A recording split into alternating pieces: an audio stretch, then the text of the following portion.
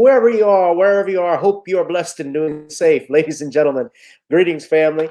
Of course, I'm tuning in. You see me without the glasses off today, but if you're looking for some opportunities, particular advertisement opportunities, then look no further at the link at the bottom to my email address. You can hit me up for advertisement opportunities. We are supporting and promoting your businesses here on this channel. You can also, if you would like to donate and subscribe to our Patreon, a link is at the bottom as well. So you have multiple ways in which you can advertise with the platform by emailing me when we go on through our live stream. You also have access to premium content, those that want to see premium content that you will not find here on YouTube or Facebook or Twitter, as I am suspended probably by now. You guys can check out the Patreon at link at the bottom. But advertisement opportunities, definitely email me, gavin.grich1@gmail.com for rates. And for the Patreon, it is the same as the YouTube channel. It is channel gboot2786. All right, I'll holla. Peace.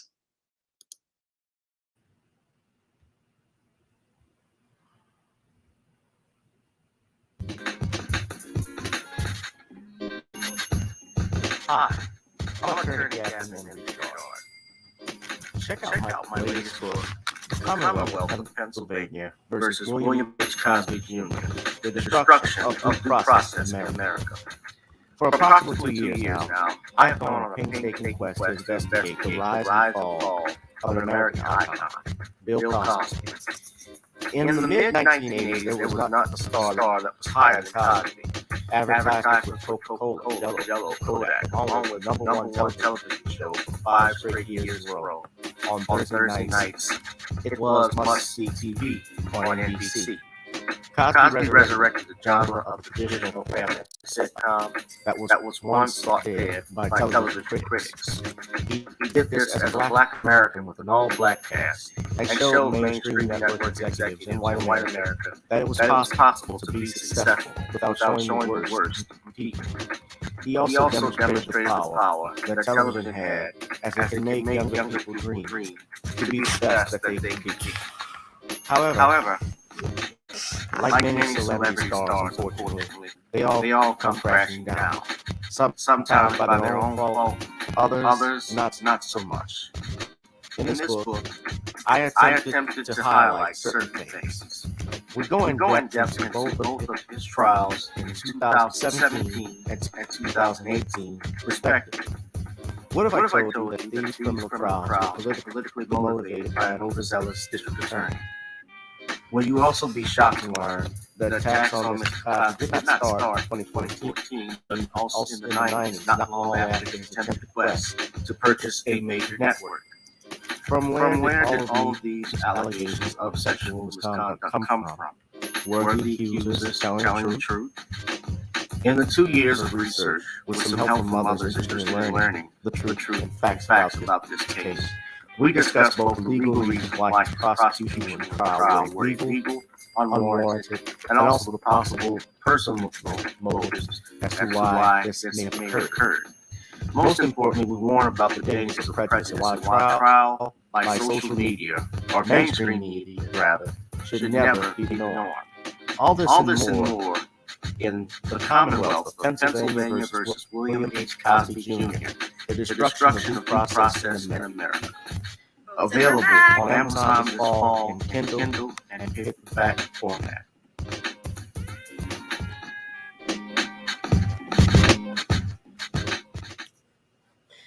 That is The Commonwealth of Pennsylvania versus William H. Cosby Jr., The Destruction of Due Process in the United States. Ladies and gentlemen, that is available on Amazon Kindle as we speak.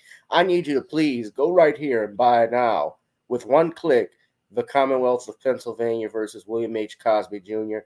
Please get that book. Please share. Please purchase it. Tell your friends and family about it. It's been over a year since Dr. Cosby's wrongful conviction was overturned. So I need you all to please support a brother. Or if you choose to, you can also hit me up via email, and you can drop a donation into the Cash App, $10, $9.99, and you see the Cash App at the ticker at the bottom, and you'll also see it in a minute.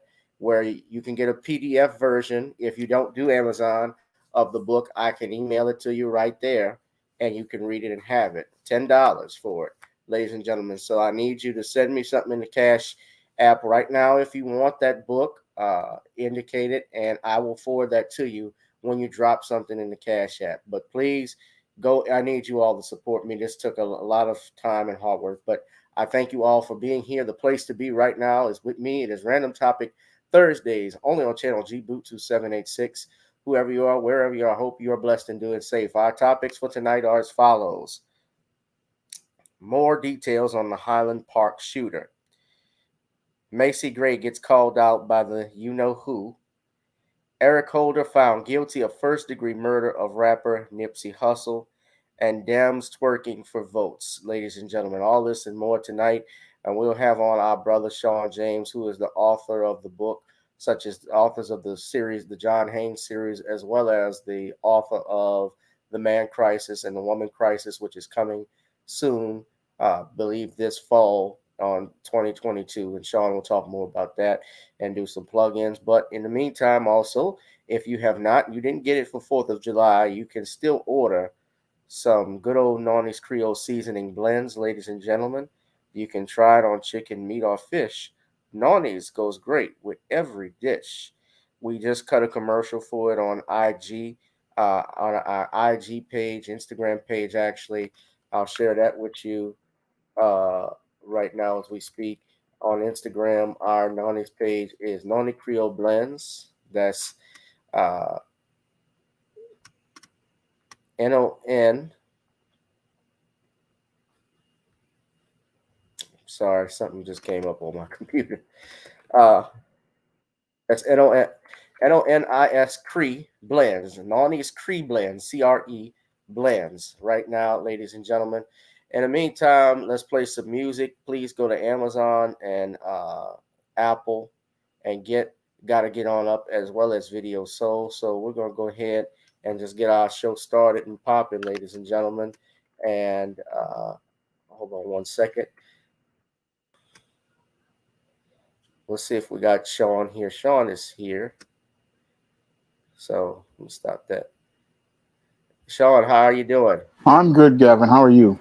Good evening. I'm sorry, everybody, for starting late, too. I had some technical issues, which is probably the reason why. But, Shawn, you want to go ahead and do your plugins right quick? All right. I have a Kickstarter for the John Haynes comic, John Haynes at Death's Door. And in this comic, the man who rules the world, John Haynes, takes on the Greek god of death in the first John Haynes comic book. And this comic is exclusive to Kickstarter, so if you put in a pledge, you can get a digital or paper copy of the first John Haynes comic by clicking the link to Kickstarter. We'll go ahead and put that link in the chat, Shawn, so we can do that. But all right, let's go ahead and take a very quick intermission because, Shawn, before we get on down, we always got to get on up. So let us get on up, shall we?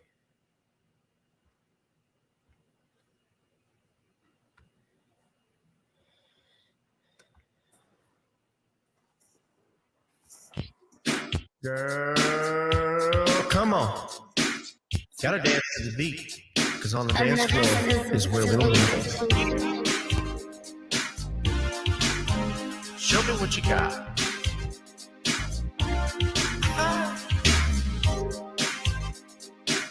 Gotta feel the groove.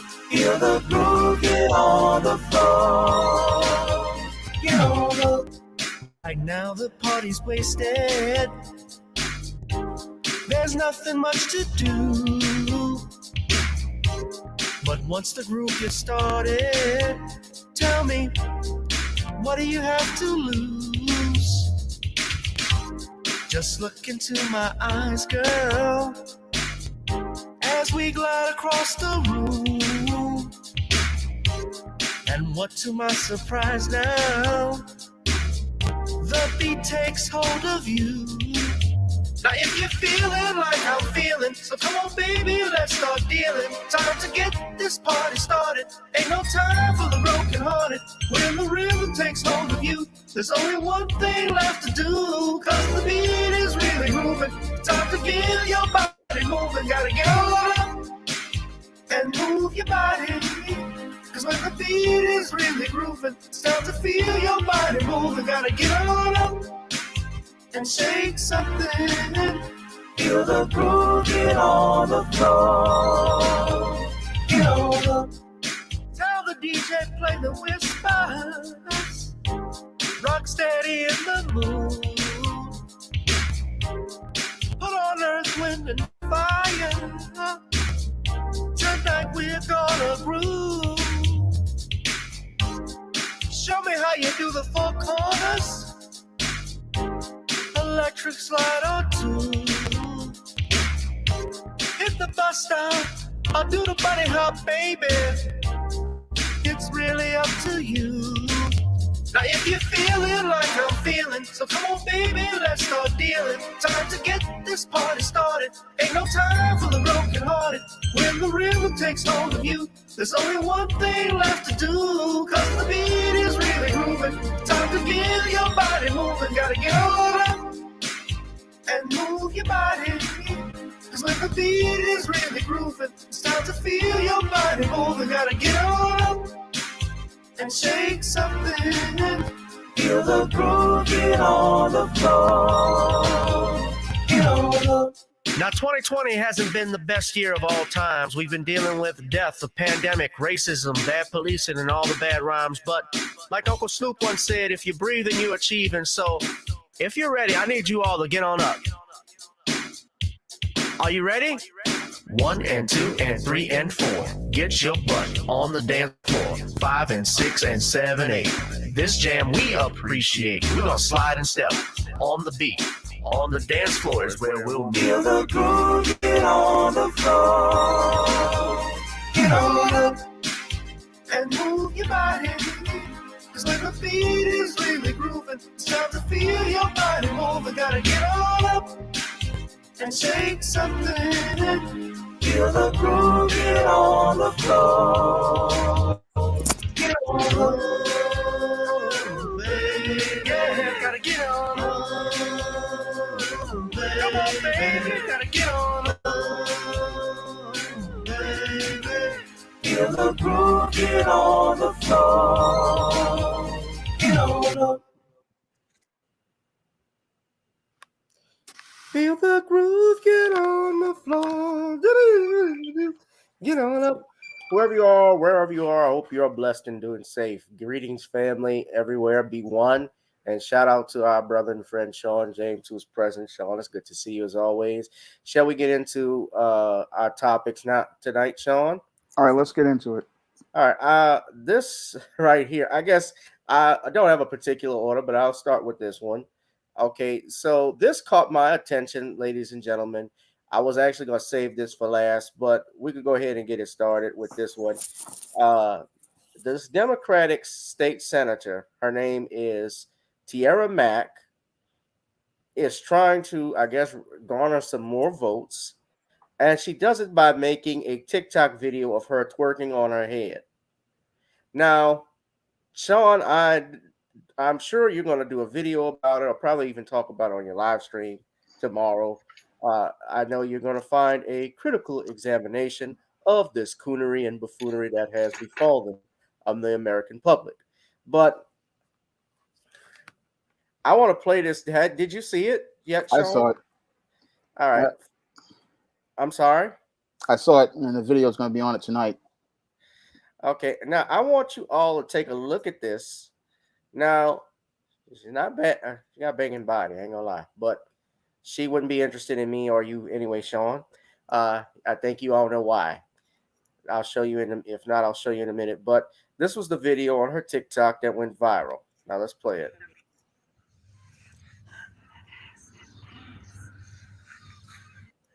Votes in for Mack.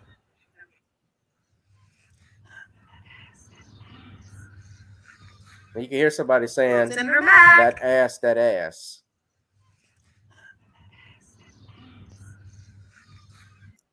Votes in for Mack. All right. So it's a 30-second clip. And this is a 28-year-old, so she's young, fairly. But canvassing for votes, and this is what Indy 100 says, votes in a political campaign is a tradition that dates back to as early as the Roman Republic, but in the year 2022, it has taken a much more modern turn.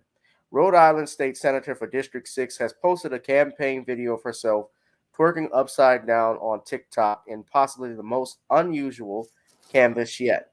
28-year-old Democrat Tiara Mack posted the clip on her official TikTok account, and in the video, she could be seen on the beach on July 4th doing a handstand while twerking. The person filming could be heard saying that ass. Mack herself then delivered a message to the camera saying, "Vote Senator Mack," as you heard earlier. The clip has garnished over 106,000 views and has divided opinion among viewers. Some have slammed the senator for having no class, while others have praised her for showing that politicians can still have some personality.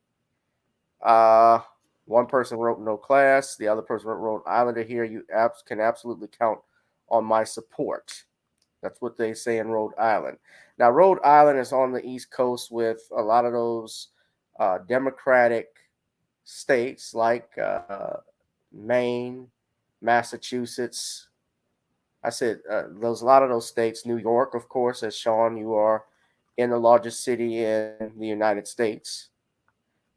Largest city and state, well, not the largest state, but largest city in the world. One of the largest cities in the world, I should say. And you all saw the video. So I'm going to share with you, though, her Twitter page, because she actually responded to the backlash that she received. And she said, "Damn, twerking upside down really makes the conservative unhinged internet accounts pop off on a Monday." Now, you see different people coming at her, some supporting her, some not, as they said in the article from Indy 100. "It's simply unbecoming of the office you hold," as this is Coffee at the Beach, who says, that's a hell of a name. "It's simply unbecoming of the office you hold as you use the video to ask for votes. You want women to be seen as equal, black women to be seen as equal, and LGBTQ plus to be seen as equal, yet act like this. No class, no thanks, no vote, just no." One guy wrote, "People don't care that you're twerking. People care that you're twerking in your capacity as an elected official to attempt to garner votes. It's completely unbecoming of a state senator, too, and I can't believe I'm saying this, campaign via twerking." One guy said they're just jealous because you can do it better than they can. Shawn, what are your thoughts on this? And before you begin, I want to point out something. Now, you said why, you all know why I said she wouldn't be interested in me or Shawn. Yeah. What does that say? She, her, and the rainbow. Why do people even use that pronoun now? We got to use this to describe ourselves now. He, him, his. I see that in emails now. That's that SJW far left crazy stuff. Oh, you mean bullshit? Yeah. Okay, there you go. And when it comes down to this Tiana Mack, she's an embarrassment to black women. I mean, she went out here, and the reason why I have an issue with her is because she has no decorum and she doesn't really understand anything about being emotionally mature. Now, I was 27, 28 at one time, and I remember when I was working at AmeriCorps, I needed to keep a professional image so I could work in job readiness. And it's clear to me that your Tiana Mack is not job ready, and she's job ready because she lacks maturity as related to becoming a woman. And this is something I talk about in depth in my upcoming book, The Woman Crisis. And when I look at Tiana Mack, she fits what I talk about. It's Tiara Mack. Well, Tiara, whatever her name is. It fits the thing that I talk about as related to the arrested development of the American woman.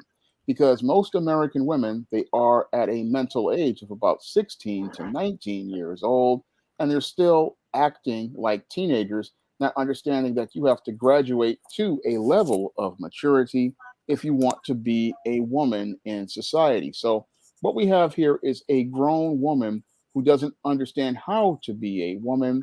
She's still acting like an adolescent, and she's acting like an adolescent who is going to spring break to go and try to get the attention of whoever at the parties at spring break, not understanding that when you take an office like state senator, you are supposed to present yourself in a way where people take you seriously.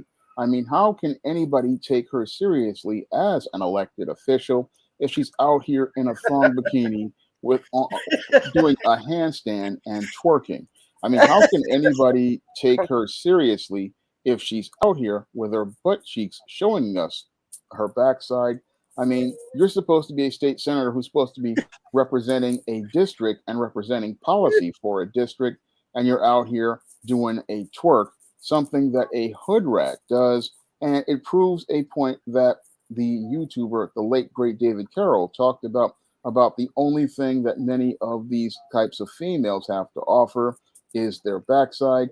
And this basically takes the image of the black woman back to the era of the Hottentot Venus. Now, your David Carroll talked about the Hottentot Venus and how the Hottentot Venus basically was only known for her backside. And here we have a woman who's supposed to be one of our elected officials. And instead of her showing us an image of professionalism, she's showing us her backside and proving the point that the late David Carroll made, that many of these women, this is all they have to offer.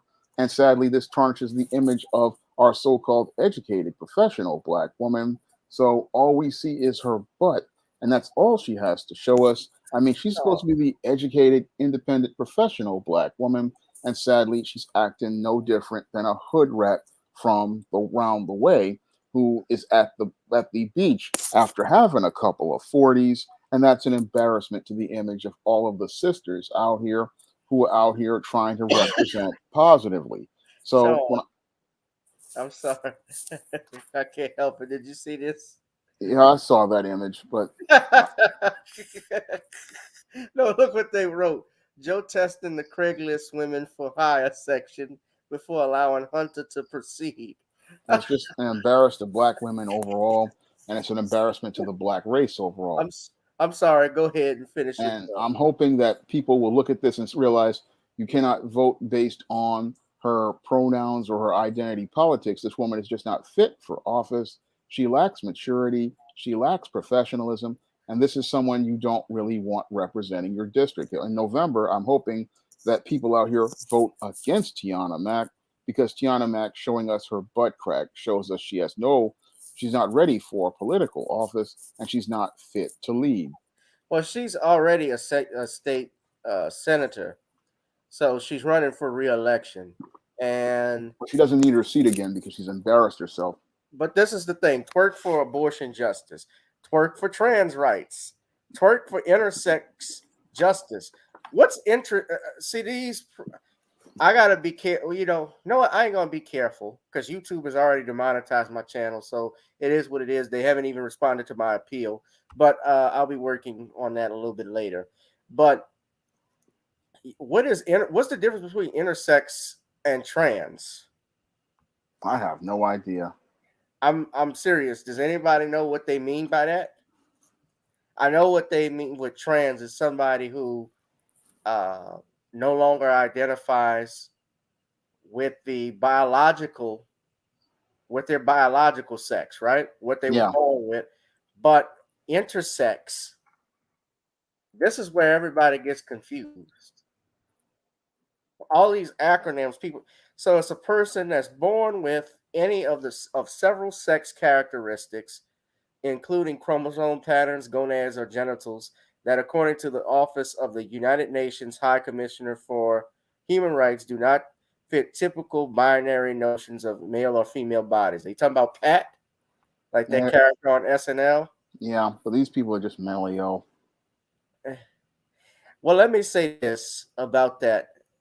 These are, and here's the thing, Shawn, what a lot of people don't realize is this is a very small minority. If you're talking about trans, they only make up less than 0.3% of the population of the United States. You talk about LGBTQ, I'm sorry, not 0.3, 0.1. If you talk about homosexuals and lesbians, it's less than 3%. And yet this minority militant group controls or is the number one social issue in America right now. It's worth more than black right. Is they talk more about gay rights than they talk about black rights. They're talking more about abortion justice. What's just about an abortion? See, we got to be careful when we talk about words like right. When you talk about the word right, where does a right come from? What are rights? The word rights, when you say I have a right, what do you mean by that? A right by meaning, and we go to the definition, it means morally good, justified, or acceptable, like to do the right thing. It's an adjective. But if you talk about a right in law, a moral or legal entitlement to have or obtain something or to act in a certain way. So in our Constitution and even in the Declaration of Independence, when Jefferson wrote, all human beings that are all men are created equal and that they're endowed by the Creator certain inalienable rights, which includes life, liberty, and the pursuit of happiness. Now, we can talk about Thomas Jefferson being a hypocrite by the fact that he owned slaves. Yes, he was a huge hypocrite and bigot and racist. You wrote something so great, but you didn't act like that in your private life and in your personal life, personal, private, and public life, excuse me. They were walking contradictions. However, you got to admit the Declaration of Independence and Constitution are not bad documents, Shawn. No, they're not bad documents. They're not. And the Bill of Rights in particular is something I like to have. But in those rights, they talk about life, liberty, for instance, in the Constitution through the 5th and 14th Amendment, taking away no person being deprived due process of law and their right to life, liberty, and property without the due process of law. Excuse me, that's what it actually says. You can't be deprived of that. So owning property, Shawn, is a right. You have a right to live. Even in the 14th Amendment, it says no person's born. So obviously, even in the 1800s, when they didn't have sonograms, when they didn't have technology where you could actually see a baby or see what it looked like before the gender was revealed, everything was by surprise, right? So they knew at least that life began at the moment of conception. They knew that there was a new human being that was born and that they shouldn't be deprived of life. And remember, the reason why World War II happened, why the Holocaust happened in Germany, and this is important, why we need lawyers who know the law, like yours truly, like Judge Joe Brown, like the late great Charles Hamilton Houston, Johnny Cochran, Thurgood Marshall. The laws were changed in Germany by the German Chancellery, where they made it a law that said Jews were not considered persons, right? And they did it even with Roe v. Wade, where they said the unborn are not considered persons. A corporation can be considered it's called a juridical person. You can sue a corporation like Walmart. You can sue Coca-Cola because they're juridical persons by law. They're corporations, but they are juridical persons. So when we talk about rights, excuse me, I keep something in my nose, excuse me. When we talk about rights, rights can be created and rights can be given away. So that's why I said it's important for us to know, Shawn, what is a right? Where do rights come from? That's a good question. Do they come from man, or do they come from someone bigger than man? Do they come from the President of the United States, or do they come from God? My vote, and I'm a sinner just like everybody else, but I know that there's something bigger than us, and my vote would be it's God that says that gives rights, that gives life. And so when you're talking about twerking for abortion rights, twerking for intersex justice, this is where they lose me. Now, I don't even know who the state senator is she's running against, but everything you look at, all of her policies, everything is trans. Everything is LGBTQ. This is all she's pushing. Look at this. I'm not making this up. Just look at all of this. She's not even representing the people. She's just representing an agenda. She hasn't even talked about what. I don't see anything about her policies. Okay, you got Twerk for human right to safe housing. How does twerking help you get safe housing? How does that prevent discrimination? Are you going to toot your ass up at HUD? You going to go to the what exactly are you going to do? And that's going to make the HUD director change mind and enforce laws. And this is what happens when you vote for flash and not for substance. Exactly. She has nothing up. She has no substance. She's like AOC and the other one in the squad. The bald-headed one, Presley. Yeah, they're just all gimmicks. They have no substance whatsoever. I mean, she just is all noise. It looks good, but the whole thing is that she has nothing to say. Now, who's the other one out of St. Louis that's bad? Nobody likes her. Y'all know what I'm talking about. She's a Democrat.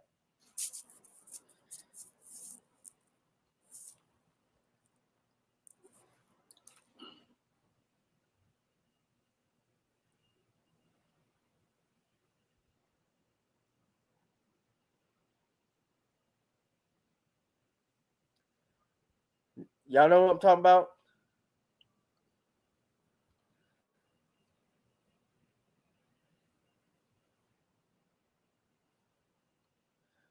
Is she the one who's the one that's Islam that practices Islam, Shawn? What's her name? Ilhan Omar. Right, Omar. That's right. She's a member of that clique, right? Yeah. Her, Rashida Tlaib, and AOC, and they do nothing except just make a lot of noise, but they just don't do anything. Not a damn thing. Useless. You know what their nicknames are called? What? I'm trying to ask you if you know. It's there's something specific. The Squad. That's it. Yeah, they're the squad, but they're the clown show. Rashida Tlaib, Presley, Ayanna Presley, AOC, and Omar. Omar this is a devout Muslim, right? Yeah.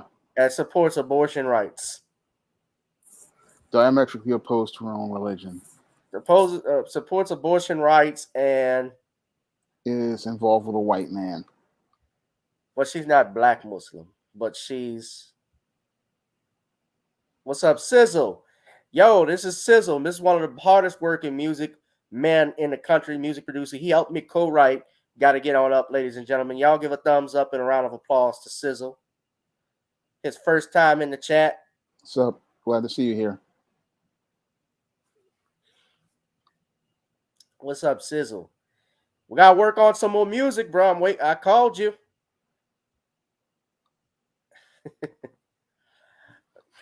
All right. Rashida Tlaib is from my state. Yeah. They're useless. And that's what all she would be. She's running for state office, but she wouldn't win. I would hope she wouldn't win federal office. Because then that would be, you throw them in with the Congressional Black Caucus, that'll just still be useless. But yeah, this is the squad, ladies and gentlemen. This is the squad here. They all call it the squib because they don't do a damn thing. Or the squid. How about that? They're slimy as a squid. Yep. They do nothing for anyone. Why does Boris Johnson look like Gary Busey? Because he's had a rough life. Right back is finished. You stand fast, Mr. Joshua. Yeah, this is the squad. The Four Stooges. Mo, Larry, Curly, and Shemp. Hey, that's an insult to the Stooges, Shawn. I mean, certainly. Which one's Curly? Argues that. You don't want me to go there. Nope. Then I'll say I'm bullying. Get Will Smith to come out here and slap me. Which, yeah. I guess AOC is Mo. How you doing, Porcupine? Like, certainly. You know, Presley actually, she supported what Will Smith did by slapping Chris Rock because she has alopecia herself. And I mean, this is a congresswoman condoning violence. And that's not what a congressperson is supposed to do. Yeah. But y'all hit that thumbs up. Tell me what y'all think of the twerking senator. If you're up in Rhode Island, you're gonna vote for her or not vote for her. Where I don't think we have any of our brothers and sisters who come in on the channel. Shout out to you if you are from Rhode Island. It'd be nice to hear from you what you have to say about that. But speaking of LGBTQ and what's going on with the trans movement, I got to talk about this. You notice I'm going light with the topics, but I'll get heavier. I usually go light at the end, but I'll go vice versa today.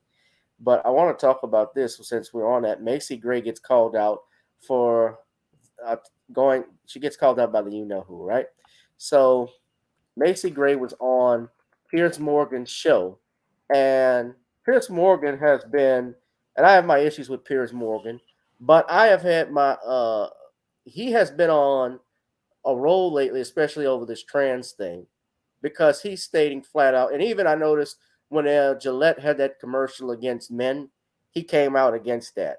A lot of people are pushing back now, I notice, against this LGBTQ mafia that we're seeing. Now, what you do behind closed doors is your business. I don't hate people who necessarily practice that, although it's not my cup of tea. But I do have a problem when something keeps getting forced down our throats. Like you're telling people you will accept this, you put it in mainstream movies and television and cartoons, which makes it more difficult, I guess, for me to watch it and even to watch it with children because they're being exposed to that, right? So, and I'm just telling truth. I'm saying what a lot of people have been saying, but Macy Gray was on Piers Morgan. Shawn, did you see this? I haven't seen it. Okay, because he's been going at it with these LGBTQ activists and so forth. But Macy Gray said trans women aren't women on Piers Morgan's show. So Macy, let me talk to you about What's the the furore copyright that you were involved in copyright- last year, because I found it very interesting. Fair the way use. they played out. You wrote an op-ed for Market Watch Yes. a year ago, actually, in which you said that for the news and American commentary flag purposes only. no longer represents democracy and freedom. You wanted it changed. Why? Well, I just think that it's like in a general thing. It's just a new day. It's time to reboot the Constitution, the flag, all the old standards that our ancestors lived by. Were right for the time they lived in, but we're in a different time. So the flag is in the states. To me, what the states do best is diversity, is culture. You know what I mean? Mhm. Without culture in America, you really don't have much going on. You have, I don't know, Amazon. Like, what do you have if you don't have color in the States? I mean, I agree with that. What I would say to you is, though, that it's such a divisive issue, things like the flag. Do you not think there's a danger? I'm interested in how you feel a year on from that debate. You got hammered, obviously, by a lot of people. A lot of Americans were outraged. Others thought you raised an interesting point. In a way, it wasn't that dissimilar to what Colin Kaepernick went through with the protests that he was doing. Some agreed with him, others were furious. Do you have any regrets about what you said about the flag? No, in fact, I'm excited to bring it up again because I think it's more important now. What I want to do is more important now. It's just messaging. It's just like if you. So my idea was to make the stars the colors of all of us. So that they saw representing you, one representing me, one representing everybody in the room, right? So that way you look up to the flag and you feel welcome, you feel included, you feel like you belong there. But why does, okay, let me play devil's advocate. Yeah. Which is, I think the American flag is a fantastic flag. I love my flag here too. The English flag, the UK flag, I love these flags. To me, they're not about making any kind of diverse point. They're just great flags. And if I was an American, most Americans I've spoken to about this, they say there are other ways to celebrate diversity. Juneteenth is one, right? There are other ways to do this. Why go after such a powerful emblem of the United States of America when it causes the whole debate actually a lot of disunity? Whenever the flag was conceptualized, they made it based off what was going on during that time, which was a war. That's another thing. We celebrate a flag that represents war. I actually have an American flag on my office wall at home. Yeah. Why? I think we've got a picture of it. I think here we are. Look, that's my office wall in London. I look at that every day. It's actually quite a unique one. It's got 34 stars. Yes. Which means it was actually the flag from the Civil War period when Lincoln was president. And that's the only flag that was in during Lincoln's presidency. And I bought it at an auction because America's been a large part of my life. And I find it a stirring emblem. And I never look at it and think, well, that's about white people or, you know, white power over black people, or that's attacking diversity, or it could be more diverse. I just think it's such a magnificent emblem. Now, I'm white, so I might think that. Well, it's not that it's about white people. It's just that everything is different than when Lincoln was president. So, and whoever designed that flag designed it for that day. So I'm just saying, what's wrong with the new flag? What's wrong with representing where we are now? Like we no longer have 34 states, right? So, so they made one with 50 states. So. Well, they've changed the flag over the years. That's true. When you got kickback on this, did it surprise you how ferocious some of it was? Did you mind? Did you expect it? No, I didn't expect it. I thought people would agree with me. I thought people were like, yeah, let's do a new flag. I don't know. It's kind of an art project. It's just like, well, I don't see why not. That's my thing. Do you feel that more people are aware of racial injustice, of racial equality? Do you feel like the taking the knee, which went around the world like wildfire, especially after George Floyd was killed? Do you feel that all helps, or are these just token things which don't actually make any tangible difference? I think it made a lot of people aware. I think when it comes to changing someone's view on race or people, that's more than one event. That's you know, that's growing up, that's parenting, that's where you go to school, that's what neighborhood you live in. There's a lot that goes into how you feel about people that aren't like you. You know what I mean? Do you feel that America is more or less racist than when you grew up? It's definitely not as bad, you know. I was born in the 60s, so I don't understand racism, to be honest with you. I get like, I'm sitting here with you, and we're different, you know what I mean? And there might be things that I wouldn't want to say in front of you that I might say in front of my friends of color and vice versa. But like to hate someone or want to kill someone or hold somebody down because of what they look like, I don't understand. I mean, I completely agree. I think most people would completely agree with that. Yeah. I do think racism is a minority, fortunately, in almost every country, particularly America and Britain. I don't think it's by any means a popular thing, but it exists. And it's what's the best way to tackle it? What's the best way to get rid of it? You have to let go of needing to be better than everyone else. You have to let go of your hang-ups about slavery. You have to let go of your hang-ups about superiority. You have to, you know, it's very personal how you feel about other people. Now, wait a minute. Let me pause this. Now, this is a 12-minute and 47-second conversation. And notice the title of it says, "You're not a woman just because you got surgery, Macy Gray on transgender identity." This is what has the internet and people boiling over. This is what the Today Show wrote. NBC, an article they wrote about Macy Gray's comments and Bette Midler's comments about trans women don't help the movement. I'm going to show that in a little bit. But what is this bullshit Macy Gray is saying? What the fuck is she? excuse me. What the hell is she talking about? Get over your hang-ups on slavery and superiority? Did I understand that correctly? That's what she said. The brain dead idiot. Like we can have a conversation about how you feel about women, you know? And there will be so many things that went into that, you know? I mean, we're in an era now, basically, where you can't, most public figures are too terrified to even say what they think a woman is. I know. I mean, if I asked you what a woman is, what would you say? Let's say a human being with boobs. How did you start there? Yeah, I mean, the dictionary is quite straightforward. It just says a human, adult, female, right?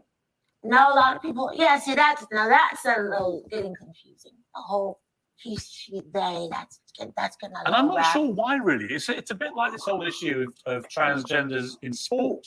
I support all trans rights to fairness and equality, Me too. but not where you have people born to obvious physical superior bodies, Me too. transitioning and then thrashing the women at their sport. I totally agree. And I will say this, and everybody's gonna hate me, but as a woman, just because you go change your parts doesn't make you a woman. Right. Sorry. You feel that? And that's what they upset I feel about. that for a fact. Like, if you want me to call you a her, I will, because that's what you want. But that doesn't make you a woman because I call you a her and just because you got a surgery. Because people do feel that there's biological sex and then there's gender identity. That you can identify as whatever you like You can call in yourself terms of whatever you gender. want. Right? That's the freedom we live in. The hell? I can identify with what I want. So I can identify as a 40-year-old white man with about $15 million in my bank account. I'm doing that tomorrow, Shawn. Let's walk in the bank and go to a bank and say, I'm a 40-year-old white man. I'm supposed to have $15 million here in Chase Bank, and see what happens.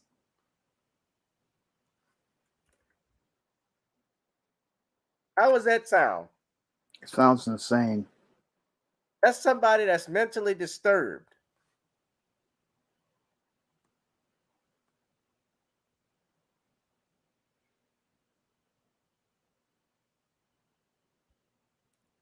The word identity means the fact of being, who or what a person or thing is, what you are. But This is the only smart thing Macy Gray has been you saying. can't change the mechanics of biological sex. They are what they are. Well, just like women go through just a completely unique experience, and surgery or finding yourself doesn't change that. You know, being a little girl is a whole epic book, you know, and you can't have that just because you want to be a woman. I mean, you know that when people like J.K. Rowling have said this, they get attacked, they get abused. Yeah. The cancel culture mob comes from me. She gets called transphobic and so on. You might get the same for saying it. But it's the truth. I mean, and I don't think you should be called transphobic just because you don't agree with, I just, there's a lot of, judgment and throwing, stones at people for it, but just saying what it is, you know what I mean? You have hung out with some very interesting people. All right. So she said this, and earlier today, Bette Midler, or if it was yesterday, she sent out a tweet about women, and MSNBC, of course, wrote an article. Someone at MSNBC, Ryan Cooper, and he says liberal celebrities are falling prey to a deeply flawed transphobic argument. Trans rights are no threat to women's rights. On the contrary, the two are complementary. And this is what Bette Midler wrote. Now, I'm laughing at this because I'm going to read this. Women of the world, we are being stripped of our rights over our bodies, our lives, and even our name. They don't call us women anymore. They call us birthing people or menstruators, and even people with vaginas. Don't let them erase you. Every human on earth owes you. Now, Bette Midler, as you know, is Mrs. Liberal. She made her career. How she got started singing at gay bathhouses. She was always a part of that culture. just like Barbra Streisand, just like Judy Garland. They all were part of that, are tied with it. And she was part, and she's part of that, of course, that abortionist crowd with groups like NARAL and Planned Parenthood. She supports all of that. They support this stuff. And it's funny because she's getting backlash for this stuff. And I remember when Bette Midler was talking crap about Joe Jackson when he died back in 2018, 2019. She actually said how she was dancing for joy over the man's death. Now, Flame Monroe, and I'm glad you brought this up. Flame Monroe, I'm actually glad you brought this up, Danielle. She actually defended. Now, Flame Monroe is a drag queen, and he actually defended Macy Gray's comments. But Macy Gray's been coming under attack and had to clarify what she had to say. Yeah, she lives in a utopia celebrity world. Most of them do. They're out of touch with reality. Gender is a fact. Identity is how you feel, and sexuality is your desire. Because until you have the heart and mind of a woman, I don't believe that you could ever possibly be a biological woman. That is what I think we as LGBT people are supposed to do, especially the more level-headed. And I promise you, straight people, there are more level-headed LGBT people than you understand. They just can't express it because a lot of them will get a lot of hate. And I know this as a person that said some very unpopular things for the LGBT activists. They come at you in a way that you're not ready for. You will lose your job. These activists will search out everything to do with you. They'll dox you. They'll find out where you live. They'll go after your family. And that's why you don't hear more level-headed LGBT people come out and just say, all right, I'm going to leave it at this, Shawn, because I want you to give your take on what's going on with this. What did you think of what Macy Gray had to say? And also what's going on with Bette Midler and these liberals basically falling apart? Well, what happened with your Macy Gray is just that shows us a broken clock can be right 2 times a day.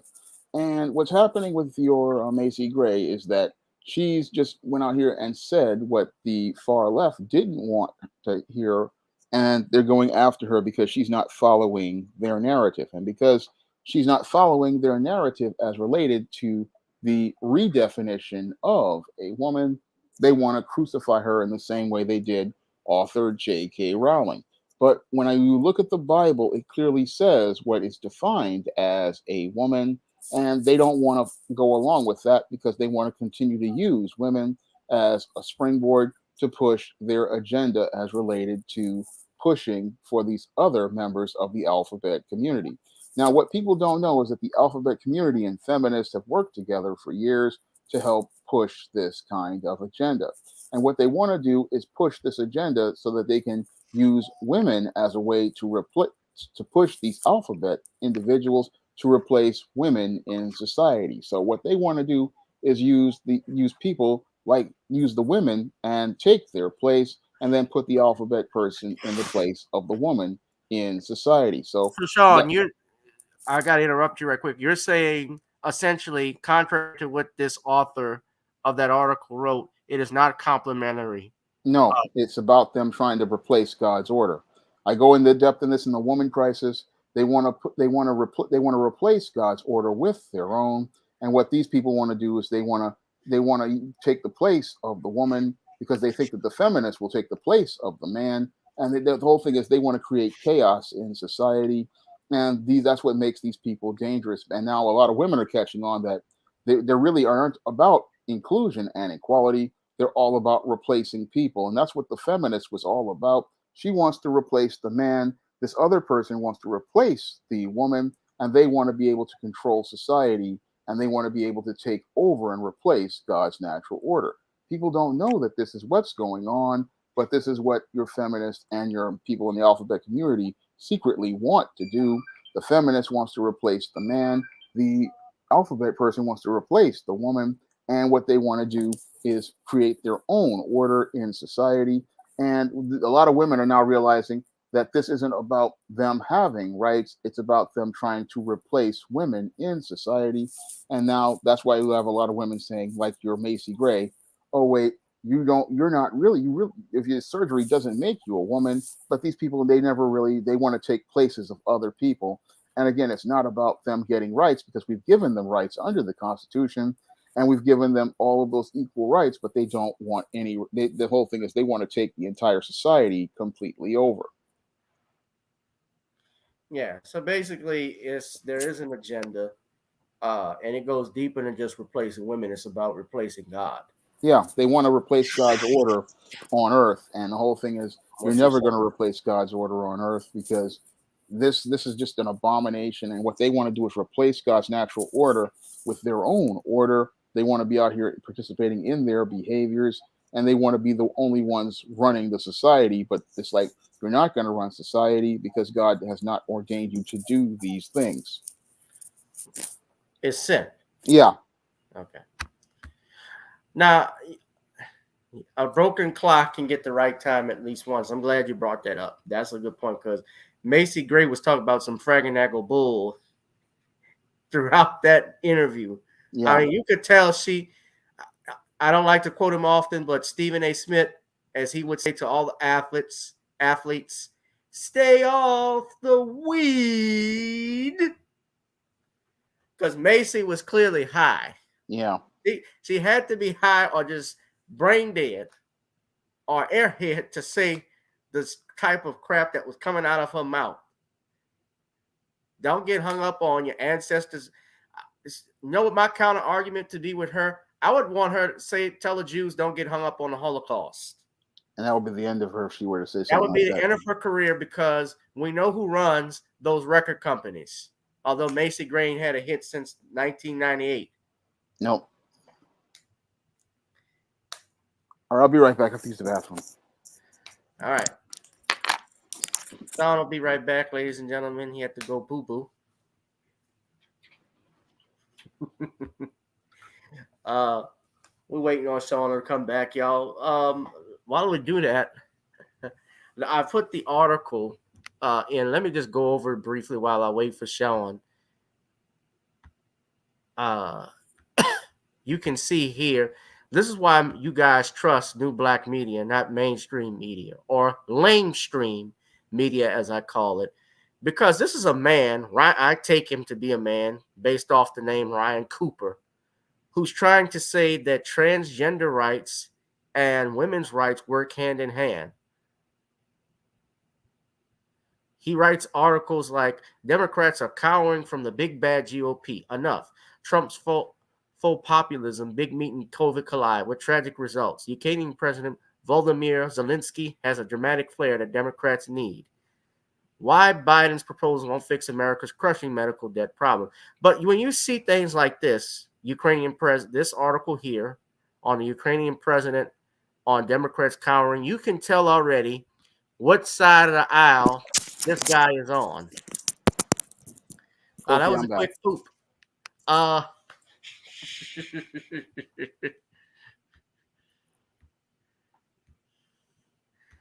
Darius said Sean dropped them kids off at the pool. Now I'm back. That's what happens when you drink a lot of water. Well, come on, man. It wasn't no water. That was a Subway. That was Taco Bell you had. I know when it's quick and loose. I know Sean don't want to go there when I hit him with the joke. So, okay. It's all in fun, brother. Man, you should have saw me yesterday. I was doing stand-up, bro. I was killing it at the end. I'm going to post the video on Patreon so you all can watch it. I won't put it on YouTube. But if you subscribe to the Patreon, you can see it. We had a rocking good time at the Comedy House NOLA out here in New Orleans. I was killing it, doing it with, you might have seen Charles Barkley. You might have seen Charles Barkley on there. Or you might even see Thin and Sharp, because Thin and Sharp always going to bring that fire. He's going to bring that fire. Number 82, 84. We're going to bring it, Skip.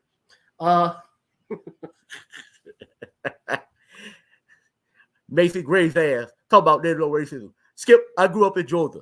That's all I saw was racism. I say good morning. They say, good morning, nigga. That's all I saw, Skip. When I was in 1967, Skip. I done see this all the time.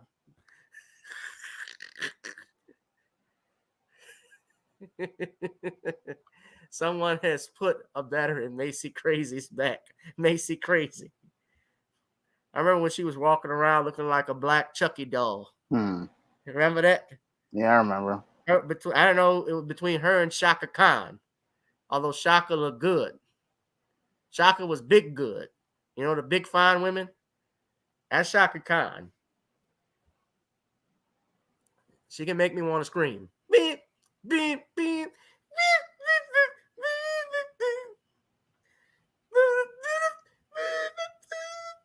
I feel for you. Sorry. I think I love you. Shaka Khan. Yeah. So Ryan Cooper, I was just pointing out, this is a man, he's an opinion writer and an MSNBC columnist. So he wrote this article, and I was just saying, Shawn, you can tell by the tone of the articles just in his past that he has written where his allegiance lies. Yep. His allegiance is all Democrat. Yeah. When you have a flair that Democrats need, if you're in media, if you're writing articles, and yeah, it's your opinion, you're entitled to it, but you can tell the agenda that mainstream media is pushing. So this is the crap, and I put it in the chat so everybody could read this. I'm not going to go through all of it because we got to go through some other stuff, but Macy Gray even commented, so is this she said, I've learned a lot after controversial LGBTQ comments. There's no reason to ever stress over bikini season. So once they go strong, they say, I'm not going to apologize. They get a phone call. I recommend using tell them, you got to say something on this. You got to tell them you're sorry. Super smooth shave. You want that next album to come out? Which is perfect for those hard. You better apologize. I'm sorry, guys. I don't like to look at shaving. Plus, women shaving their wolf hair much as other brands, so I can on afford their a good legs. shave. Goodness. Also, what's going on with these commercials? And don't stress over razor costs. Try Flamingo yourself for only $5. We're back with Grammy-winning singer Macy Gray. She came onto the music scene more than 2 decades ago, and now Macy's getting ready to drop her latest album. It is called The Reset. She had to reset, all right. One of the songs off that album. She had to reset. Yeah, it's good to see you. I've actually felt like I've seen a lot of you in the past few days recently. Yeah. You were on the Piers Morgan show, and there was a question about trans women. And this was what you said in part. As a woman, just because you go change your parts doesn't make you a woman. If you want me to call you a her, I will, because that's what you want. But that doesn't make you a woman. Just because I call you a her, just because you've got a surgery, you can call yourself whatever you want. There was a wave of backlash that came as a result. Just tell me where you are right now on that statement. Well, I never, of course, meant to hurt anybody with what I said. I'm actually a huge, I think it takes a lot of courage to be yourself, to go out in the world, be honest about who you are. And so I think anyone who is in the LGBT community is a hero and sets an example for all of us with that, you know? So I said some things that didn't go over well. But my intention was never to hurt anybody. I feel bad that I did hurt some people, and I think it's just about education, it's about conversation, and us getting to a point where we understand each other, and that only happens with I've learned a lot through this. So I think that was one of the reasons it might happen. It was a huge learning experience for me, and I just have a compassion for. Oh my God! You know what? I think you doesn't. Hold on a second. Like I said, and then you can call yourself like you. That should go both ways, though, Shawn. Yeah. What you say when you talk about we got to have understanding, that goes both ways. they should have just as much understanding for people who don't support it, who don't understand. You trying to bully me into supporting something that you know is contrary to nature, to natural order. And of course, Shawn, people will say, well, we've seen animals, you know, I'm sure you probably heard the story about the two lions, male lions that are partners, and they talk about homosexuality and other animals. What would you say to something like that? Well, they say, well, it's in other animals. I have to say that's a lie. So even when they report it in science, you think there's more to it? There's a lot more to it because animals aren't wired like that. Well, I think it's their environment that you may see behavior of something like that if they're around someone. But the bottom line is that for sexual purposes, men and women are what create new life. Their union results in a new life, right? We're not, a man is not a seahorse. Nope. I'm not a snail. A snail can reproduce asexually. Humans can't do that. Just like if a donkey and a zebra make a zebra, the zebras will always be males. Yep. Because somewhere nature cuts that off. Or should I say, I guess you could say, you think God just says, I don't want no more zebras? He would say it's an abomination and wouldn't even be allowed. Right. Says, no, we're not going to do that. You whoever you believe you are. And no one can dictate that for you or take that away from you. You know? I think life is an education process. The more you sit with people, the more you talk to people, it changes your perspective. So has your perspective changed, do you feel? I've learned so much, and I think being a woman is a vibe, and it's something I'm very proud of, and it's very precious to me. And I think that if you in your heart feel that that's what you are, then that's what you are, regardless of what anybody says or thinks. You know what I'm saying? Oh shit! So please, will you people grow up here? I've learned a lot, absolutely, and I'm glad I did. Because now I know. Well, thank you for clearing that up. Because I think people get confused, and people sometimes realize that through education. So she spent. Holder Copy had her spend a whole 3 minutes and 40 seconds. It's all about talking about one thing that she said, not even addressing the racial stuff. Well, my band that She's bootlicking so she can get that record out.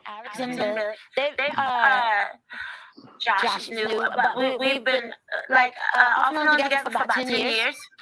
And so we were always talking about making a record together. And then COVID popped up, the shutdown.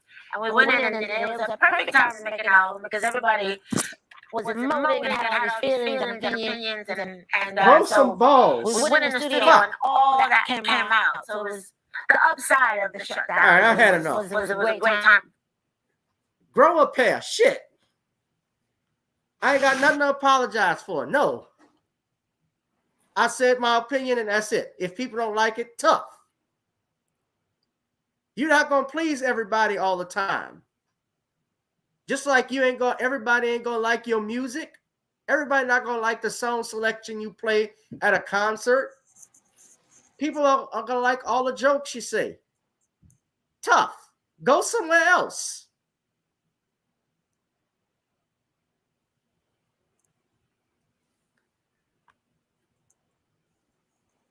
I gotta apologize for everything I say because you don't like it. Shit. If it was my fault, if it couldn't be me up there, it couldn't even be my father. My father would say shit like it is. Yeah, it's falling anyway. She folded because she thought, I'm going to lose sales on a record, but she wasn't going to lose no sales. I mean, look at Dave Chappelle. Tough tits, you bigots. He never backed down. He's bigger than ever. Everybody keeps pandering to less than 1%, not even a tenth of the population that don't buy anything. And then they wonder why they can't get any sales. Like, you got to stop pandering to these people. I don't listen to her music anyway. So singing sound like frogs. Like she just shows up. Sound like she gargling glass, man. I never liked her ass. She just shows how weak she is because she doesn't understand. If you just stand up to him like Dave Chappelle did, you'll be bigger than ever. Pork chop Macy. All right. Licking boots. This was disgusting. All right. Speaking of LGBTQ, let's talk on our next topic and hit that like, share, and subscribe button, ladies and gentlemen. We're going to talk about this. Brittany Griner. Now, Shawn, you probably have. I don't know if you have yet, but Griner. Now, you have may have a video dropping on this. I have no interest in dropping a video on her. She's just. I leave her to her own fate. I got a poll right now on my channel, ladies and gentlemen. I see YouTube fixed my channel. They added back my poll on the right channel. If Brittany Griner was LeBron James, would he be home early? Now,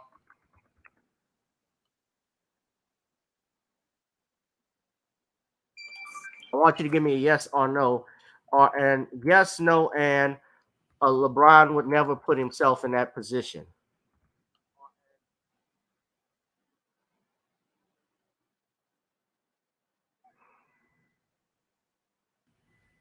Now,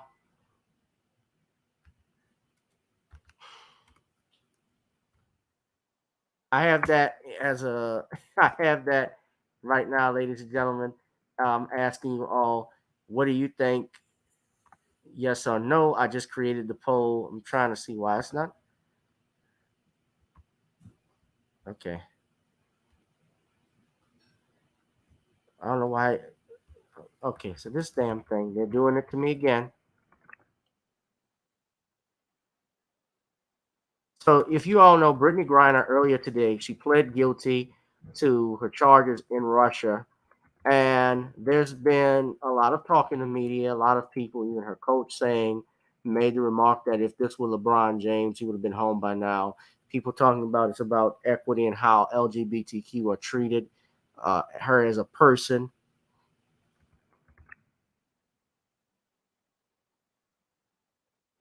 So I want you, someone said LeBron is a coward. It's not a matter of LeBron being a coward or not. Really, the issue, Knight Rider, is whether you think under the circumstances with Brittany Griner would have been home if she were LeBron James. That's what they're saying. Or do you think LeBron would not be in that position?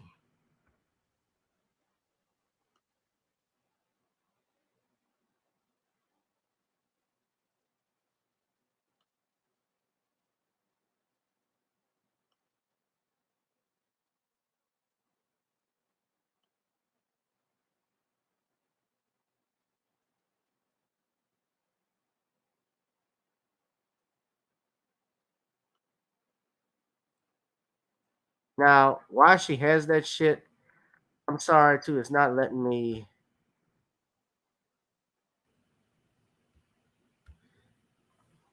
Okay. For some reason, I'm trying to ask my community and put this up, and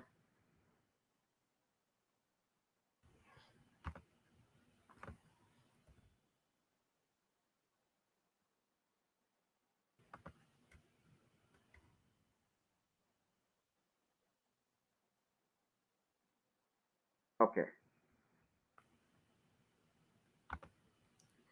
So I got the poll up. Why did she have that shit? She had this stuff because she's a druggie.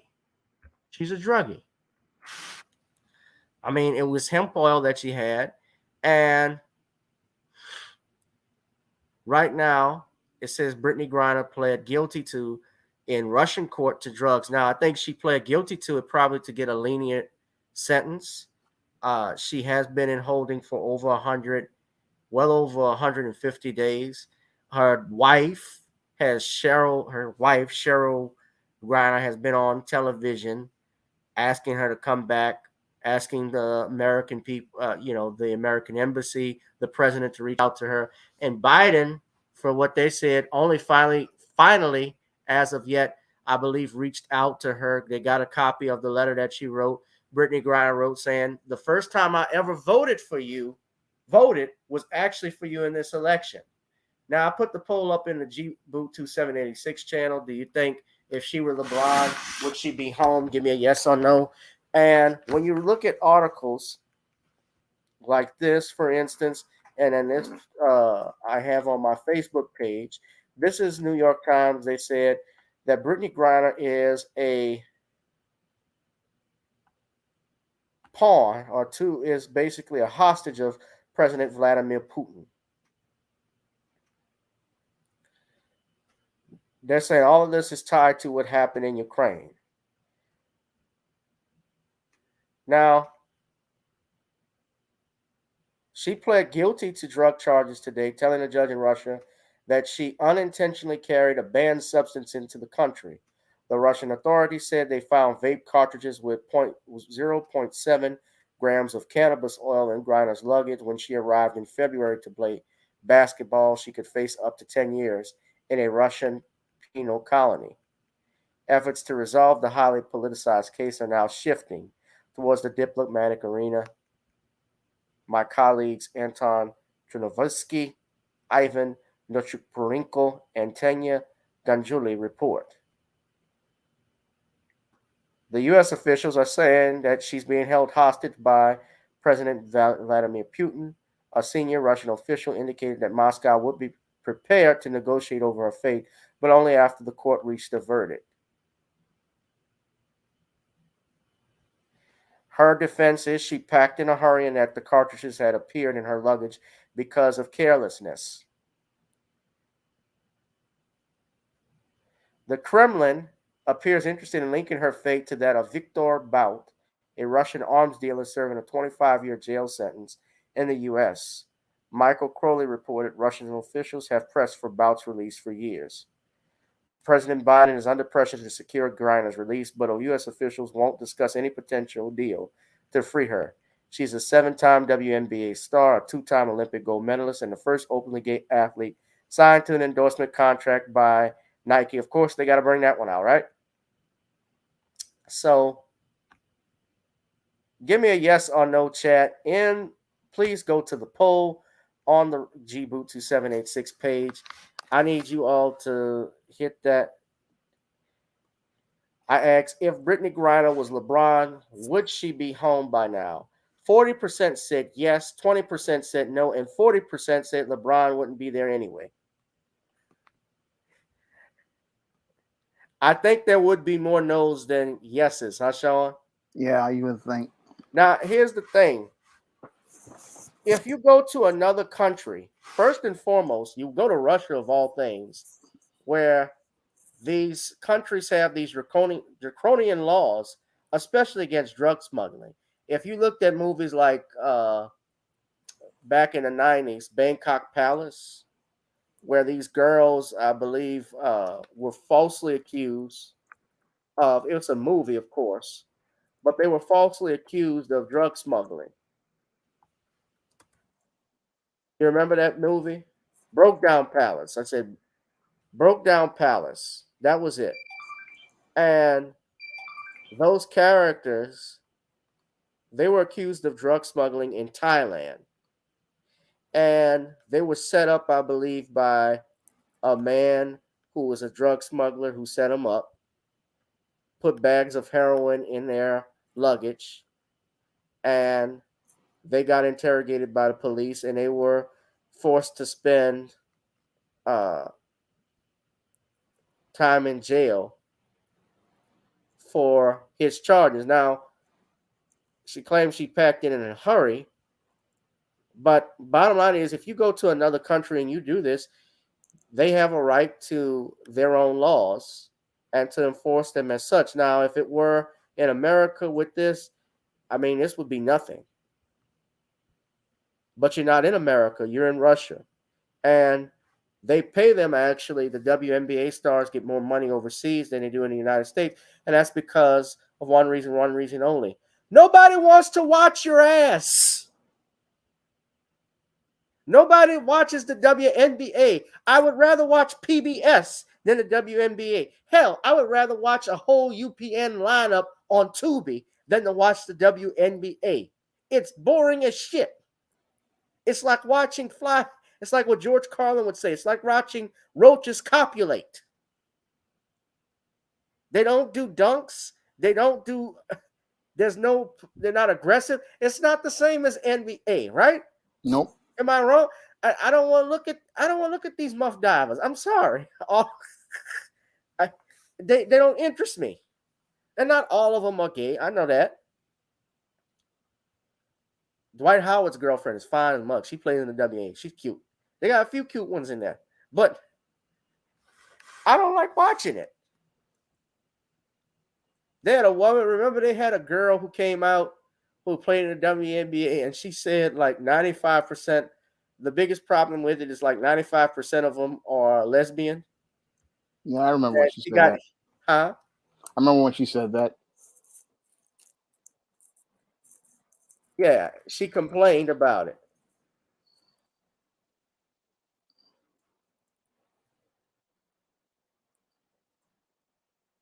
Candace Wiggins.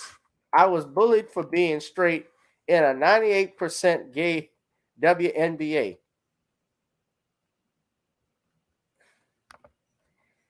Yeah, someone said Brittany Griner looks like a confused college student. Look at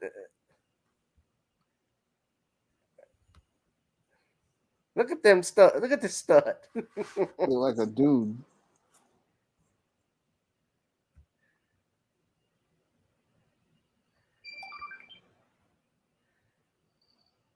I mean, I'm not watching. And it's not even if they were even the homosexuality thing. That's not the thing that bothers me. It's just not entertaining. Nope. That's why. Whack. Why? It's just not entertaining. Candace Parker, yeah, a lot of them. Simone Augustus from LSU. I actually met her. I took a picture with her. She's a real sweetheart, but she liked that pussy. She liked that cooch.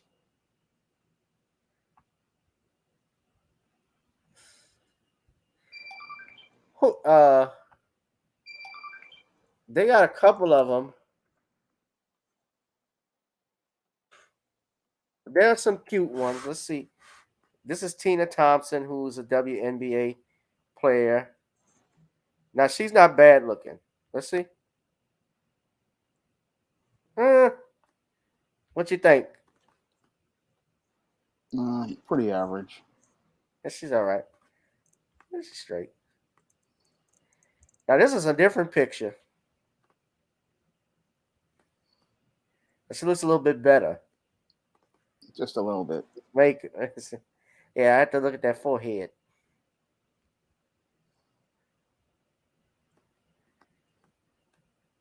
All right, but Dwight Howard's ex-girlfriend, she played in the WNBA.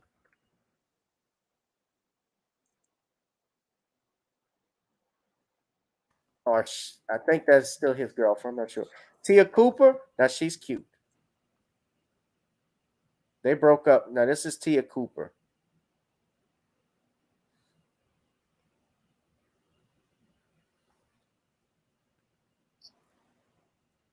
All right, she's a baddie.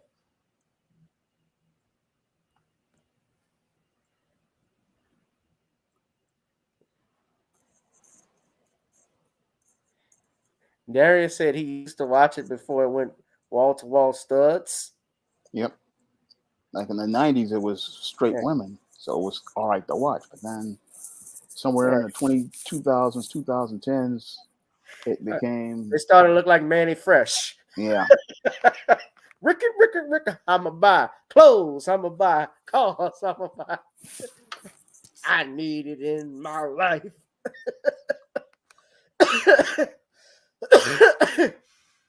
Cheryl Miller, Reggie's Reggie's sister. She was kind of she's kind of mannish a little bit.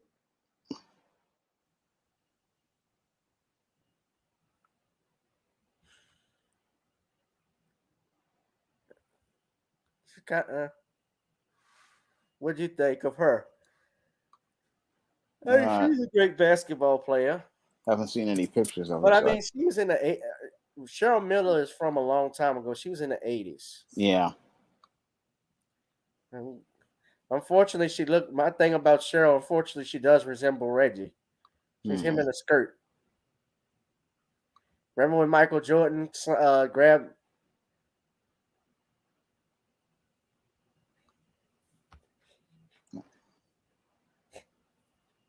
Looks like a dude. She looked like Reggie. Yeah.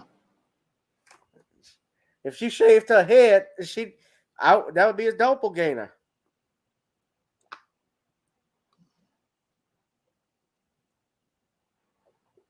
It'd be twins. Now wait, this gotta be from back in the day. This is not bad. Look at the Jerry curl. But Shawn, I wanted to give your opinion about about Brittany Griner. Do you think there should be people calling for her release? A lot of people are not really feeling it. She did break the law in Russia. But what do you think of this? Well, I think this is a situation where your Brittany Griner just basically took things for granted. She was so used to having all of these ways of getting over with the alphabet community in America.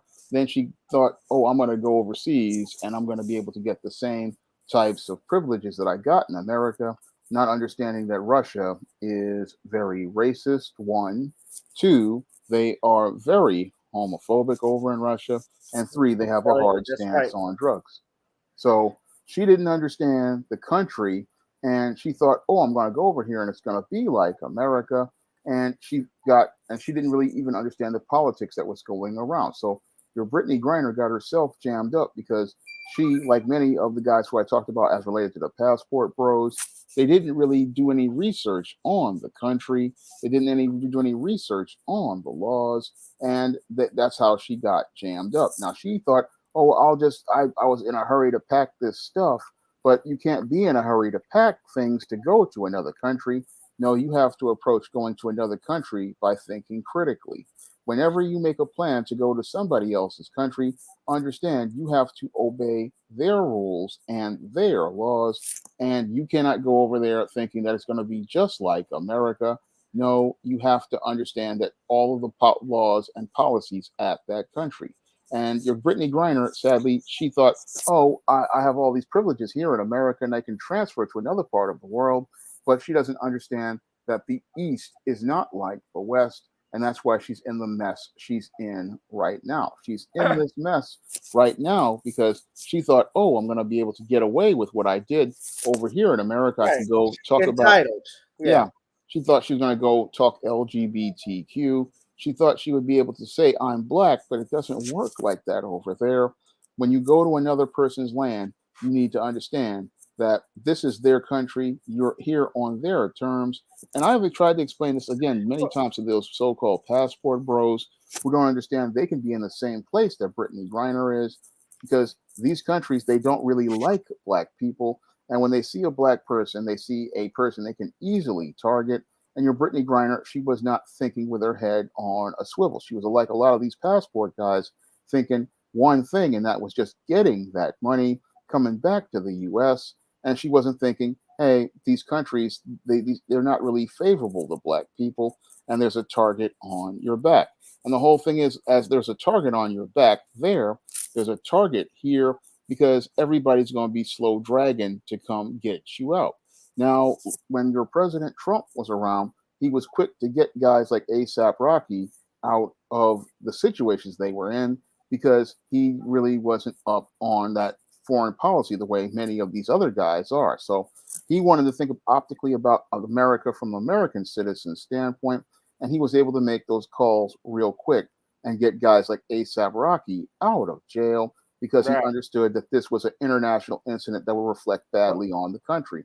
Now, your Joker Joe, he's not really in a situation where he wants to go out here eagerly to do this, because he's like, hey, I'm not really concerned about this black girl who at all. And I believe the only reason why he's out here is for two reasons. One is because she's a part of the alphabet community, and two, because it's an election year, and he thinks that if he doesn't do anything, he may alienate black voters, but those black voters were already alienated. So he's trying to do this basically as a photo op to try to win over black voters. Otherwise, your Brittany Griner would probably still be remaining in Russia because your Joker Joe has shown that he really doesn't care about black people. And the only reason why he's again doing things is because of that alphabet connection. So when I look at Yeah, this well, situation, he actually called Cheryl Grimes, who's Brittany Griner's wife, and spoke with her, and she had been critical of the president in terms of how she has not actually, he has not done anything to try and get her home, but apparently he just recently called and spoke with her and tells her he's working to get her home. Uh, but I'm sorry, Sean. Yeah, but Sean, you go ahead and finish your last point. well, the whole thing is that he's only doing that because he wants to get political Right. points with black voters. He wants to make things optically look good. Otherwise, he could care less about her because he let her sit there for months on end, and we're getting closer to election time. So he went out here to do this. Now, your President Trump, in contrast, quickly took action in the case of your ASAP Rocky, and he also took action in the case of that ball guy who acted crazy in China. And people, you may not like Donald Trump, but he did take action to prevent international incidents. But your Joker Joe has left this international incident in play. And I believe one of the reasons is because he thought, oh, this is just a black person. And this is, again, is why black people need to think critically before they go out here and get their passport, start traveling overseas. You need to really think about these countries because, again, in this system of white supremacy, you have no support from your own government, and you have no support in that government. You are on your own, and sadly, your Brittany Griner is learning that hard lesson.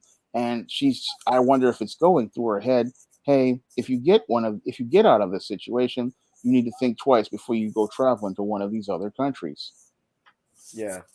I mean, whenever you go to these other countries, you got to be careful. But reading this, Sean, this is what her coach, Vanessa Nagard, last stated, calling out Excuse me. the lack of urgency in getting her out of Russia. If it was LeBron, he would be home, right? It's a Yeah. statement about the value of women. It's a statement about the value of a black person. It's a statement about the value of a gay person. And boy, they are lighting her up in the comments. So one person wrote, LeBron wouldn't have went to another country and broke the law. As Americans, we hate to admit when we are wrong. We don't allow travelers from other countries to come here and break the law. I know plenty of people in jail in the U.S. who got caught with drugs in a state where it was illegal and they got locked up. Sorry, but she should have been smarter. Nonsense.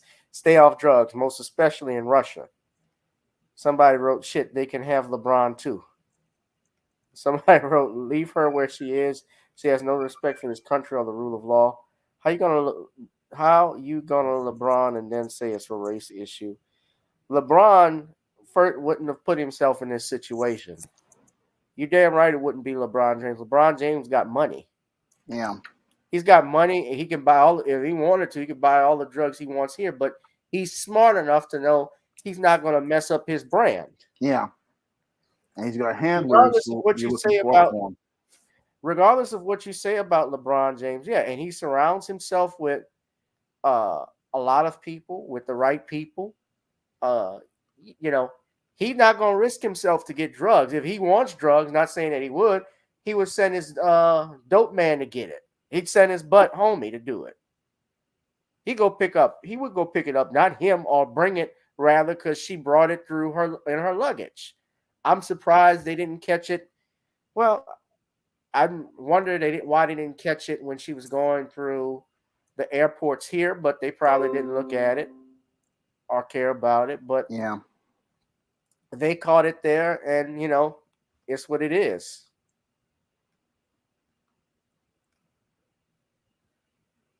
I don't know why she couldn't get dope in Russia. You would think she'd be able to get it. I mean, even though they have strict laws over there, the whole thing is Russia has very strict laws on drugs. It's not like America. Stronger than what they have here in America. They do not allow that in their country. Yes, and they do not like blacks, and they do not like LGBTQ. Now, she ain't really think about They do not like that. Yeah. the drug possession without intent to supply in amounts exceeding 2.5 grams for heroin under the criminal code of the Russian Federation is punishable up to incarceration for up to 10 years, which is what she's facing. Although it's less than 2.5 grams.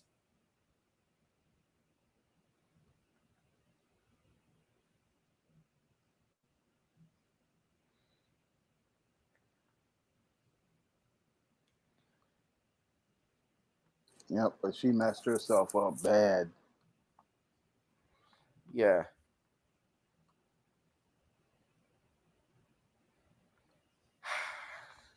Y'all hit that like, share, and subscribe button. 50% of you say LeBron would be at home. Yeah, LeBron ain't going to Russia. Nope, he got money here.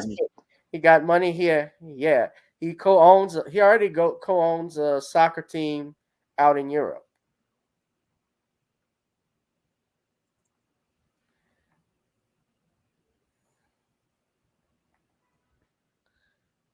Reporting that crap. Oh, that was funny. Now, a couple of the last things, Shawn. Let's go into our next topics. Hit that like, share, and subscribe button. Also, ladies and gentlemen, if you have not, please hit up the Cash App. You see the Cash App here. It's Gavin Reshart Esquire. Gavin Reshart Esquire. $10 if you want me to email you a copy of my book, The Commonwealth of Pennsylvania versus William H. Cosby Jr., The Destruction of Due Process in the United States. It is on Amazon, but I can send you a PDF version if you drop $10 in the Cash App. Ladies and gentlemen, please do it now if you're interested. Now,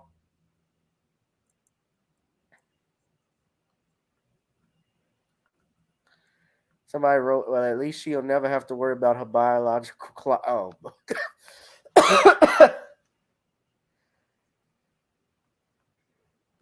Oh, God. All right. So, our next story is about some justice for our brother Nipsey Hussle. Shitty Cuz, a.k.a. Eric Holder, was convicted of murdering your Nipsey Hussle in a Los Angeles courtroom. Now, of course, you all remember Nipsey Hussle was the brother who was killed, the rapper who was killed by Eric Holder back in March of 2019. And Nipsey was only 33 years old. Nipsey Hussle, born Ermias Axdom, was fatally shot outside of his Los Angeles clothing store in March 2019. And Holder, who was 32, was also charged with 2 counts of attempted first-degree murder because there were 2 bystanders that were hit by gunfire. But according to the Associated Press, the jury found him guilty of 2 counts of attempted voluntary manslaughter instead. Now, it's not going to matter anyway because if it's a murder charge, there's mandatory life in prison. And it took the jury approximately 6 hours before it reached its verdict. So I'm going to CBS right now for the story. Please put that copyright disclaimer up for me, ladies and gentlemen. I'll do it myself. A Los Angeles jury today convicted a California man of murder, the 2019 shooting death of Grammy-winning rapper Nipsey Hussle.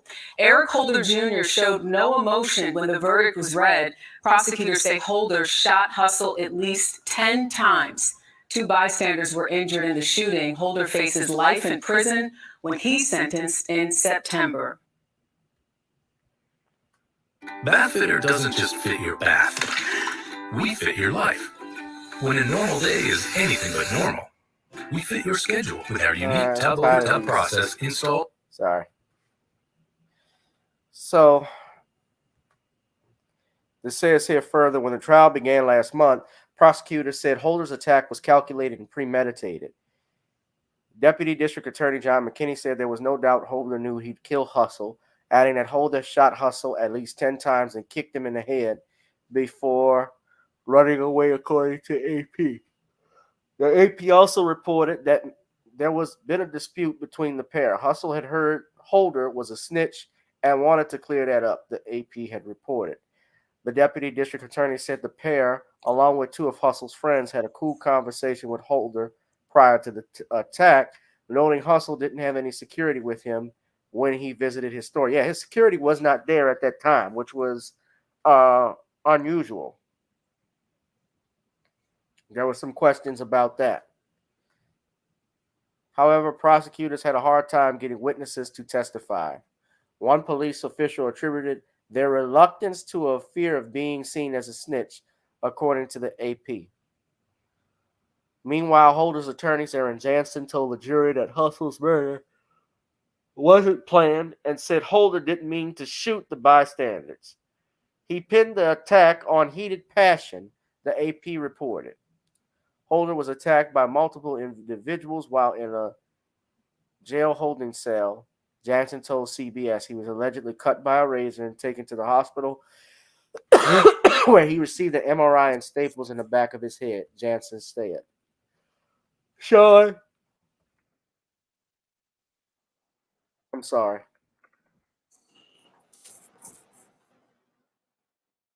The Marathon family, I guess people should be happy about the Marathon family, the Nipsey Hussle's family. I say Marathon because that was Nipsey's trademark. Should be happy about this conviction. But what do you think of this? Because honestly, I think there's a little more to the story, obviously, what happened with Nipsey. Well, I think that justice was served in this case because this guy went out here looking to murder Nipsey Hussle, and now he's he's been convicted of this crime, and he's looking at life in prison with Bubba and Tiny.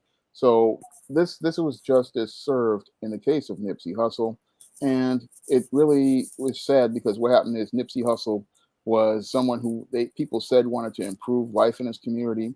He was building black-owned businesses. He was trying to get people into group economics. And sadly, he lost his life because one petty individual was in his feelings. And sadly, this man took the life of someone who was looking to improve the quality of life of others in the community.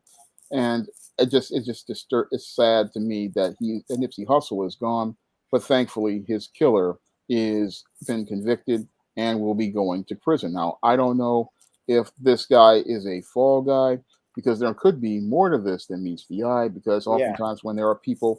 Yeah, I mean, Nipsey was under surveillance by the LAPD. It's coming out that was the case, and he thought this guy was a snitch. That's very interesting that you brought that up. Yeah, but it could be that he was somebody there who who didn't like the black community, didn't like to see the black community move forward. And they probably was somebody there sent to take him out. So there's a lot more that meets the eye. And I doubt we'll ever get to the real motives for the murder or find out what's going on, because oftentimes when these guys get taken out, what happens is they get sent to the big house where Bubba and Tiny turned them out for Little Debbie snack cakes and ramen noodles.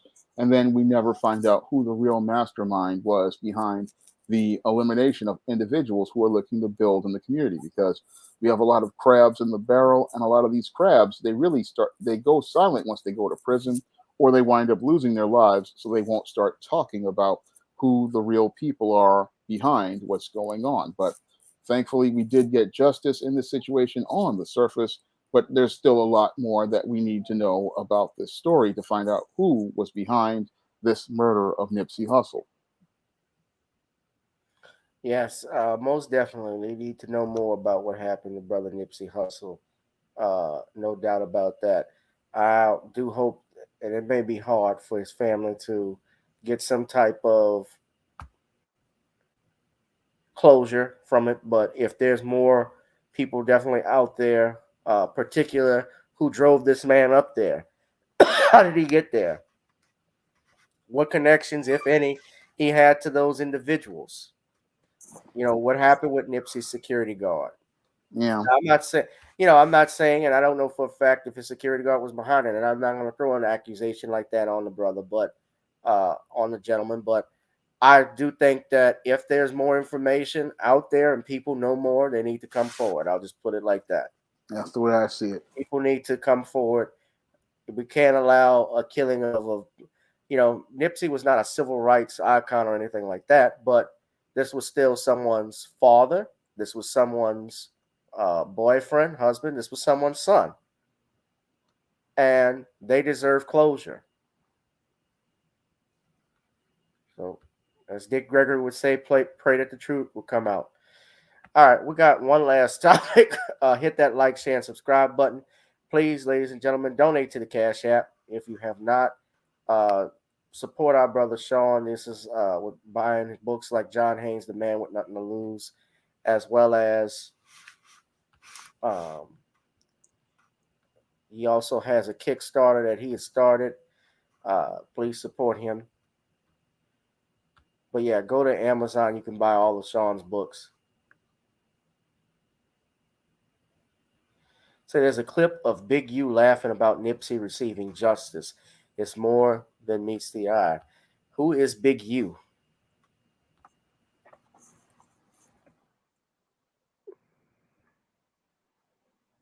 Let's see if I can find that. Hold on a second.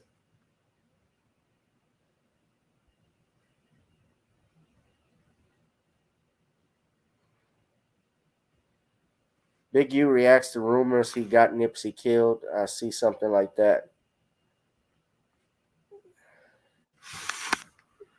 A lot of people, okay, so yeah, a lot of people saying Big U set up Nipsey Hussle. I don't know anything about it, but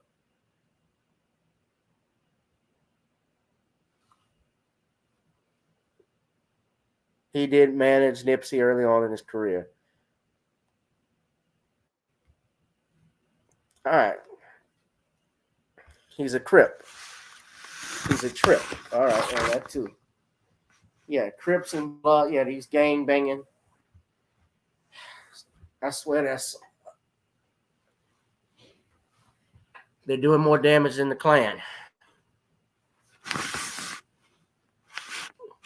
Gang banging, huh? Yep.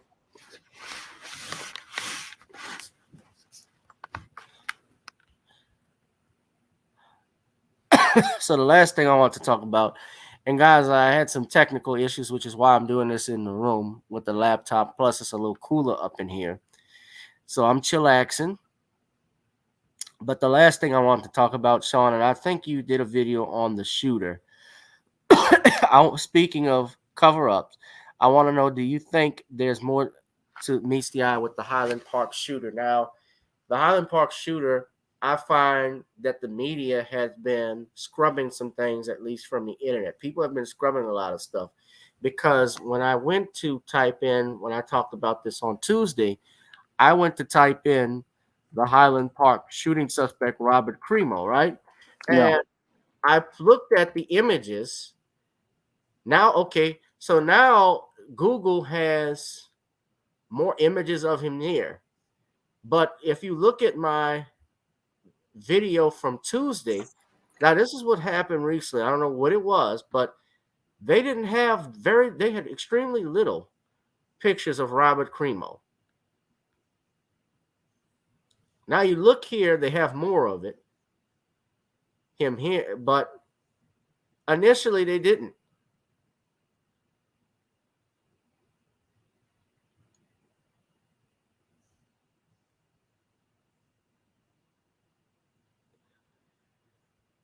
And I believe they've already charged him with seven counts of first-degree murder. I also believe there's some other charges that will be pending lately.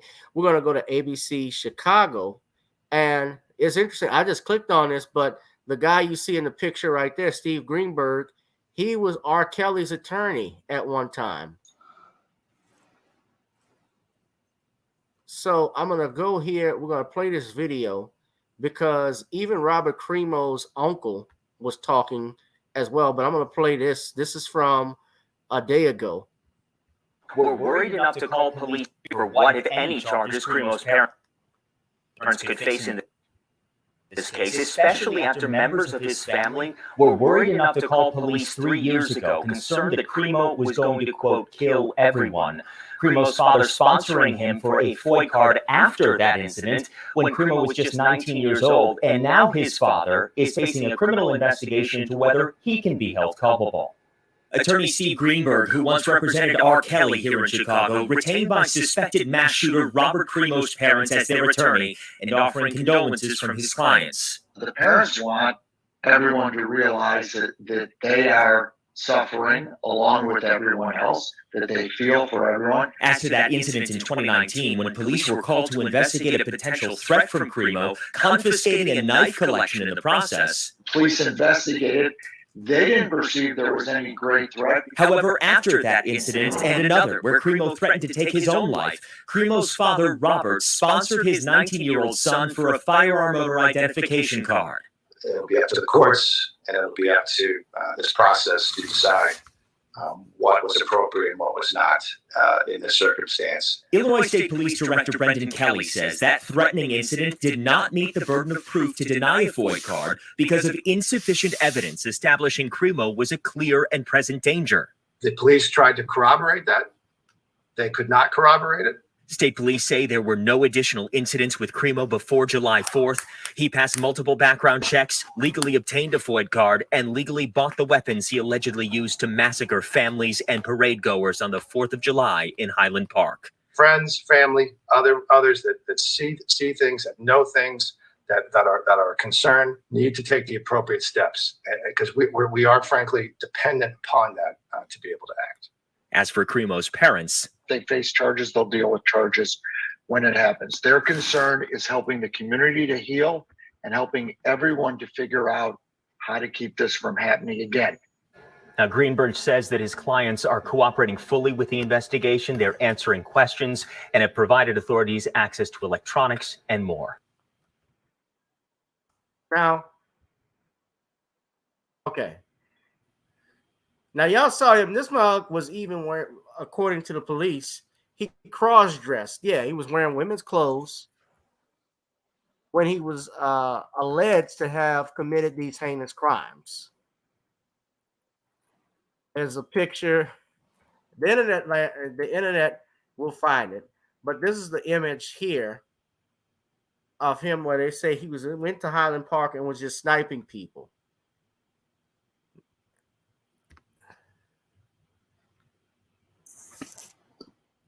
That dude looks like a freaking weirdo. But I will say, like I say with everyone else, because I'm an attorney, and this is not legal advice, but he is presumed innocent until proven guilty. And, who knows if there's more than meets the eye. But this is him supposedly dressed in women's clothing to conceal his identity. Yet he didn't stop to think to wear a mask or a hoodie of some sort to disguise himself. And he walked right in front of this camera. He walked right in front of this camera looking like a Dixie chick.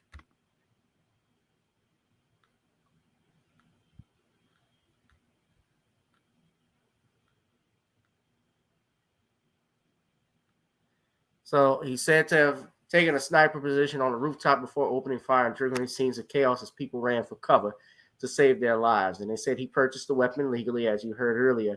And people are still trying to link this, I think, Shawn, eventually to gun control. And here's the thing. Nobody can ever say Chicago anymore because this is in Highland Park, which is outside Chicago. Whenever they want to mention black on black crime, they use Chicago as an example. But, excuse me, this is outside Chicago. This is Highland Park. This is a suburb of it, right? So this is white on white crime, I could say. You could say if they try to throw it against us. But I want to play the video of the uncle for Robert Cremo. Now, I found this interesting. Y'all take a listen to this. This is this is Fox 32 out of Chicago. Just spoke with Cremo's uncle. Let's listen to that. Paul, thanks for talking to us. What did you want to say to the people who were hurt, the families of the people that were killed. I just want to say I'm deeply, deeply sorry for everyone that lost their lives and got injured. From the bottom of my heart, I'm heartbroken, and my heart is shattered to hear this, and I can't even believe it, and I just want to express my deeply sorry and my condolences to everybody. Me and my brother were very well known in Virginia, Highland Park, and we have a good character. Everybody loves us, and this is just, it breaks my heart to even hear about all this. Tell us about your nephew, Bobby the Third. Have there been any signs of trouble, any warning signs recently? There's been no warning signs. As I saw him yesterday evening, and when I went home, I said hi to him. And then when I came back downstairs, I said bye. He said bye, and that was it. That was normal standards about time. I mean, I see nothing that would trigger him up for doing this at all. Had he ever said anything to you, or said anything to a family member that might have concerned people? No. There's no concerns that I've seen at all. And the weapon, do you have any idea where he acquired the weapon? I'm not sure. No. You don't? No. Okay. I'm not really involved with him.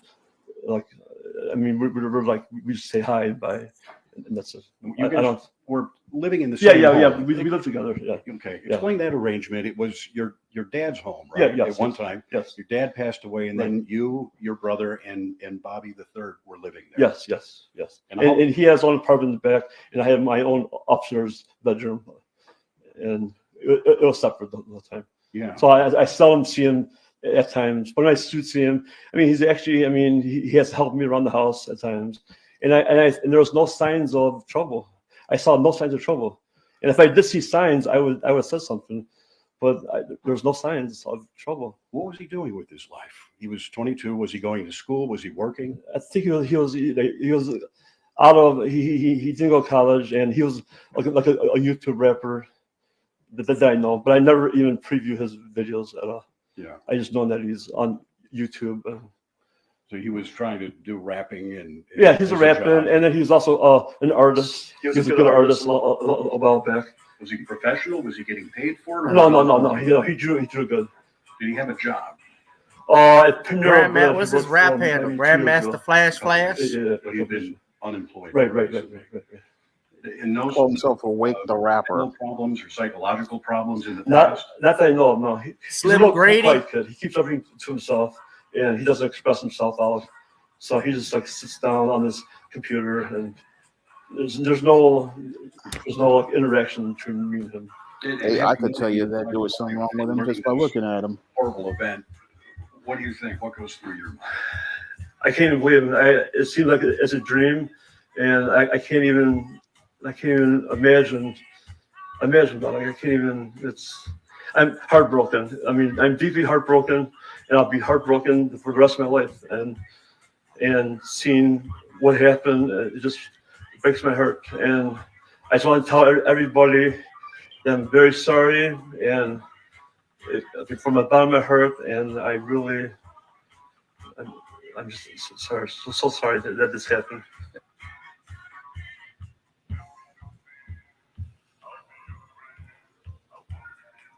Darius said the uncle ain't wrapped too tight either.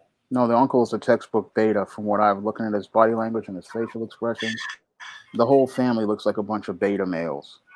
Because I could look at that guy and see that something was wrong with him.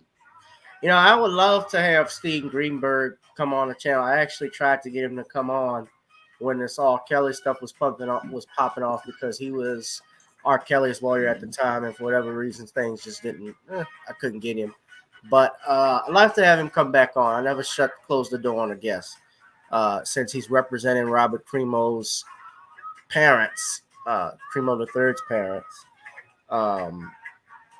You know, they could face criminal charges under Illinois law especially him for sponsoring his son like that. But who knows? Did I see the pictures of the father and mother? No, I have not. Why don't we take a look at it?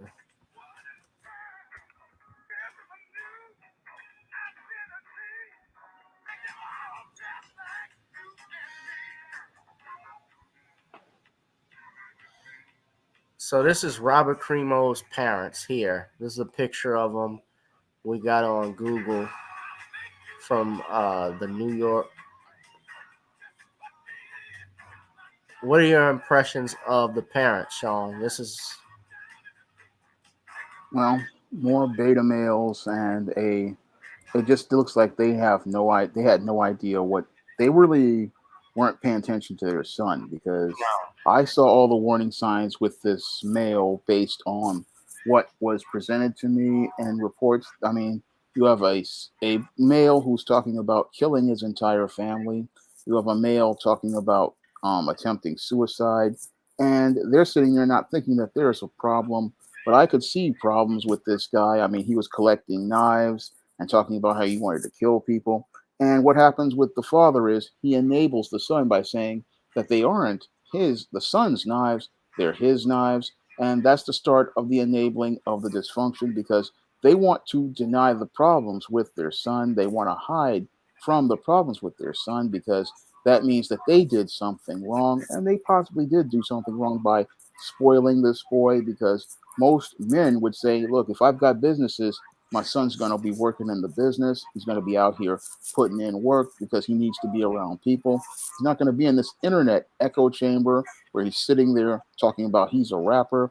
No, he's going to be going to work. But that just happens with beta male fathers. They're afraid to go out here and confront their sons and make them do man things. And that's how this male became a man in crisis. Now, this boy was also enabled by his father, who went out here and signed off on him getting a gun without ever asking the question, boy, what do you need a gun for? What do you need a weapon for? I mean, the thing is that the father, as I see it, is equally culpable, because he went out here and signed off on his son getting these weapons legally. And that people are looking at this Cremo guy, and the whole thing is, I look at the family and I just see two generations of beta males. And this is when you have a beta male father, what he does is he enables his son in his dysfunction instead of trying to prepare and teach him male life skills and male survival skills. And your Cremo basically got no male life skills and survival skills in that environment. And what happened was his father was an enabler who bought him things to try to give him things to make him happy, not understanding that his son was a complete wreck. And his son was one of these guys who was just completely evil, because he's just sitting here thinking about murdering people. He's online in the secret world making plans to hurt people. And he's just sitting there. And again, because the beta male father doesn't want to deal with conflict, he avoids confronting his son, who is a clear and present danger to everyone. So I see it in some ways that this father is equally culpable, because he allowed his son to go out here and participate in this violence. And he could have stopped this at any time by just not signing off on the weapons, saying, what do you need with weapons? Why do you want to hurt people? Getting him some help. But he didn't want to go out here and get him help, because like a female, he didn't want to be accountable for this boy's mistakes. And that is what beta male fathers do. Like the single mom, they deny that there's a problem. And then what's worse, they enable the problems in their sons, and their sons go out here and participate in violence. So that's why I say that the father. Well, his dad says he had no idea. No, he knew, because in order to sign off on the guns, he had to have known that the guy. I mean, any father's going to say, "Look, what do you need with a gun at 21? Yeah. What do you need with this?" And after an incident with knives and suicide, you're going to start asking some hard questions of your son. And this guy, he just wants to deny the problem, like most beta males do, because again, when beta males get confronted with conflict and accountability, the first thing they do is deny the problem. So what we're seeing here is textbook beta male denial, because they don't want, like the single mom, they don't want to be responsible for their son's failures. But the thing is, it's the way they raise this boy that makes this messed up man.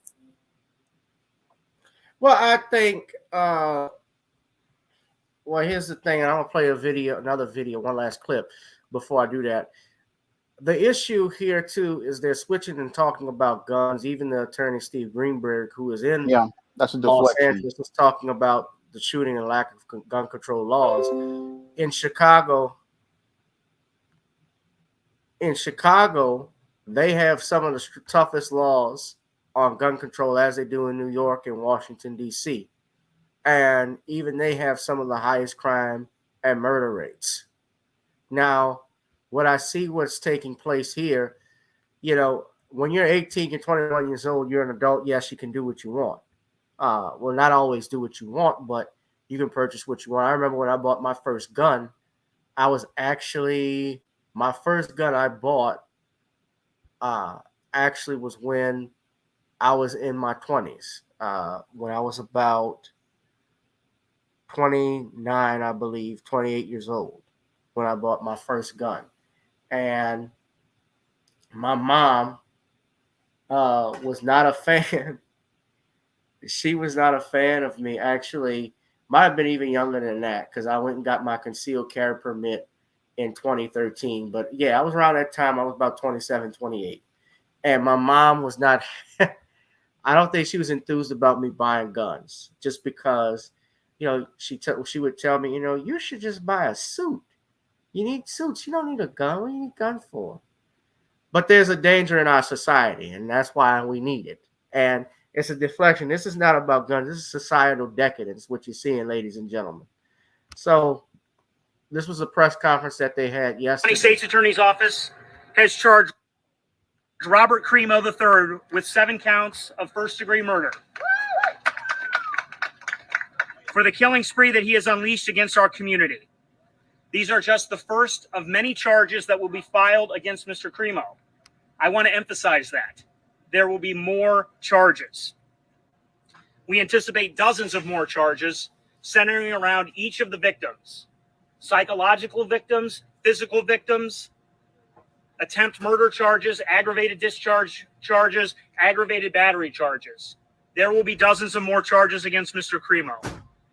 But these 7 counts of first-degree murder will lead to a mandatory life sentence should he be convicted, without the possibility of parole.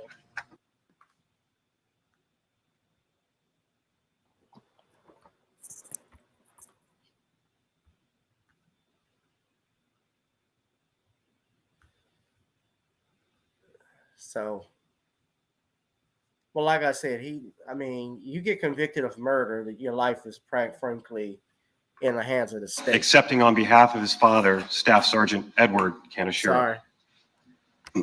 Sometimes these videos play automatically.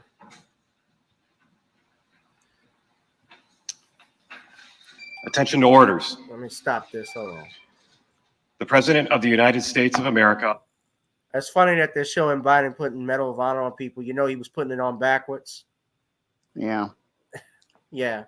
But that's another story. But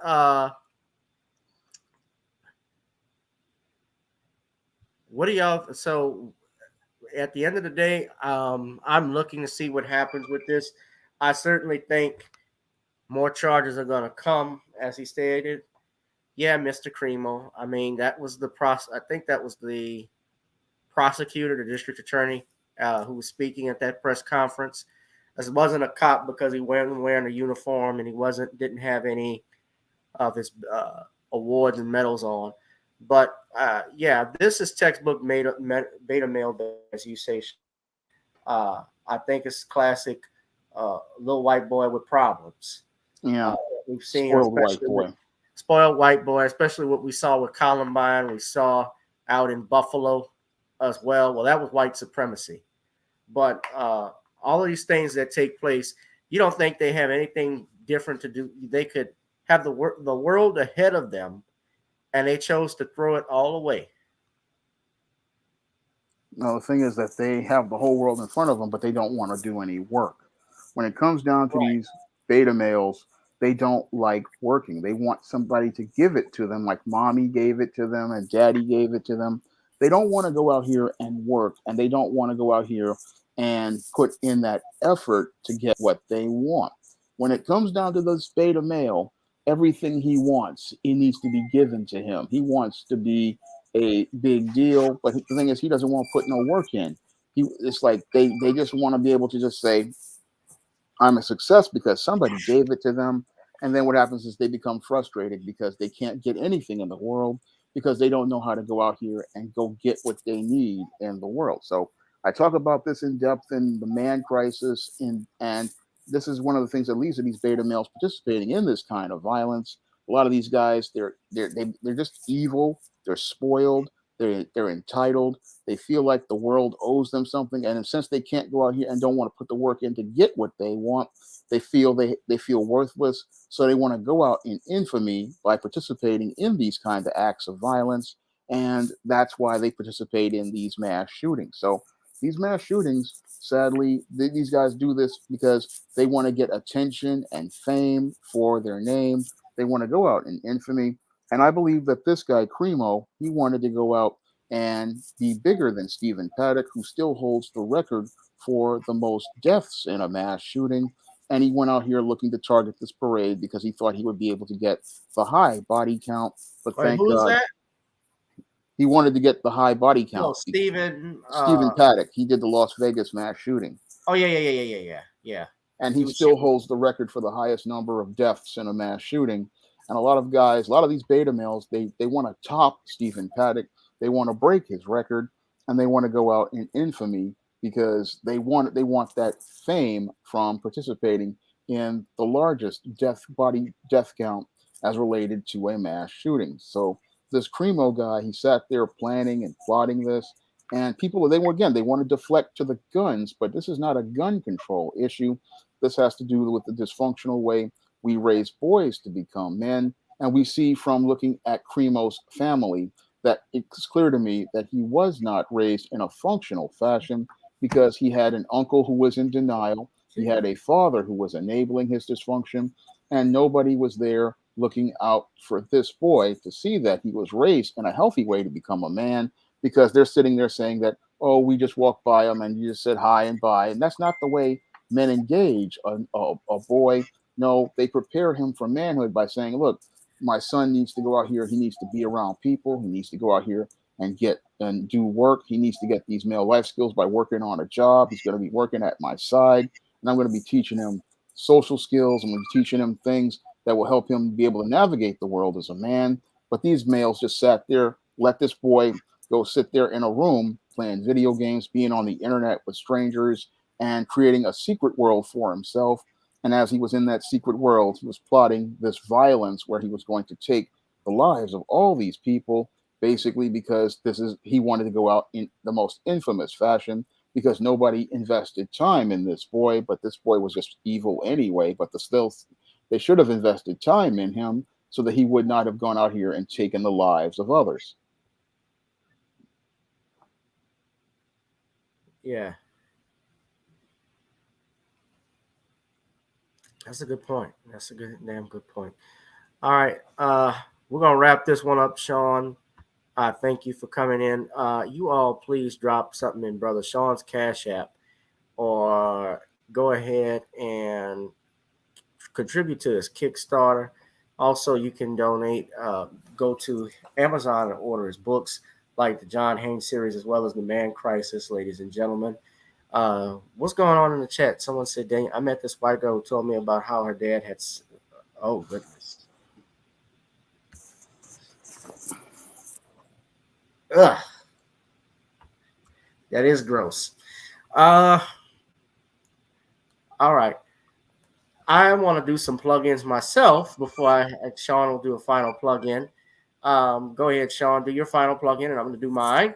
All right. Well, the John Haynes Kickstarter currently has 29 days to go, and I'd like to see this project reach its second stretch goal.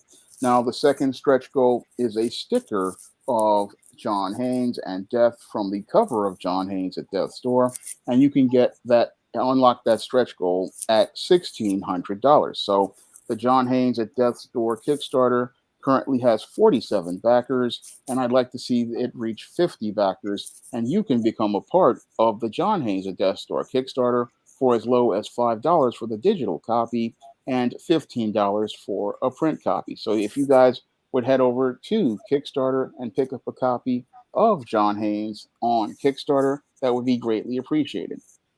Go to Kickstarter and contribute to the next John Haynes project, ladies and gentlemen. That's the link right there. Thank you, Computer Robots, for that. And we also, I need you all.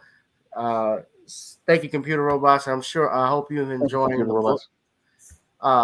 we have celebrating the release of the Commonwealth of Pennsylvania versus William H. Cosby Jr., the destruction of due process in the United States.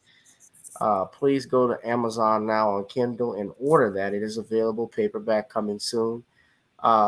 Subscribe to @ComwellCos on Facebook to get more information. I've been hustling real hard trying to get this, ladies and gentlemen. Go to Nawny'sCreoleBlends.com and order you some Creole seasoning. Try it on chicken, meat, or fish. Nawny's goes great with every dish. And finally, ladies and gentlemen, of course, you can go to Patreon and look up our go to our Patreon channel. You get unforeseen content. Go to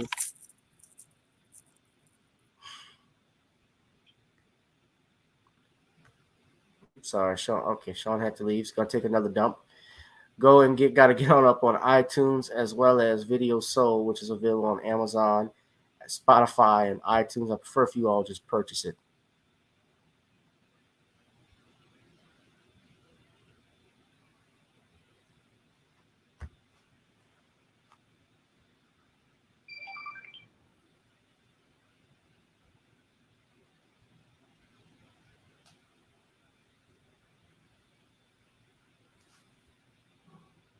Okay, go ahead. Yeah, please.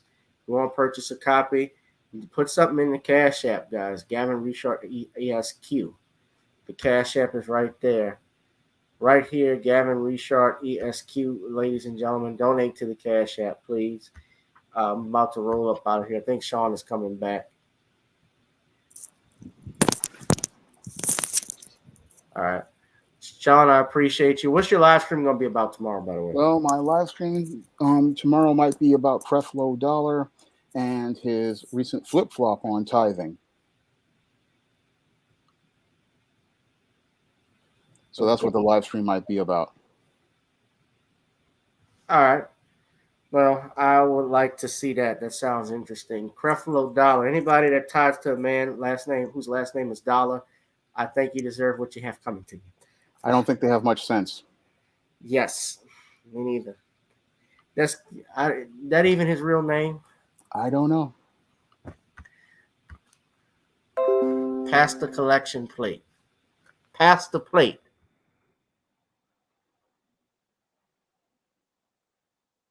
That is his real name, Creflo Augustus Dollar Jr. Yeah. He's creffing low for your dollar. Yep. Creflo, I'll steal your last dollar. Yes, he's in July 2022. He publicly retracted his views on tithing, confessing that he has misled people with his teaching, stating it was not biblical to tithe, but to individuals to offer according to their heart and ability. He received praise and criticism for these statements. So he was saying it till he got a network. Yep. All right. Tell you, I'm in the wrong damn field. I need to make some money in the past. All right, guys. All right. I'll talk to y'all later, okay? Let's go ahead and get on up and get out of here. We've gotten on down. Now it's time to get back on up. I'll holler, ladies and gentlemen. Peace. All right. Good night, Sean. Good night.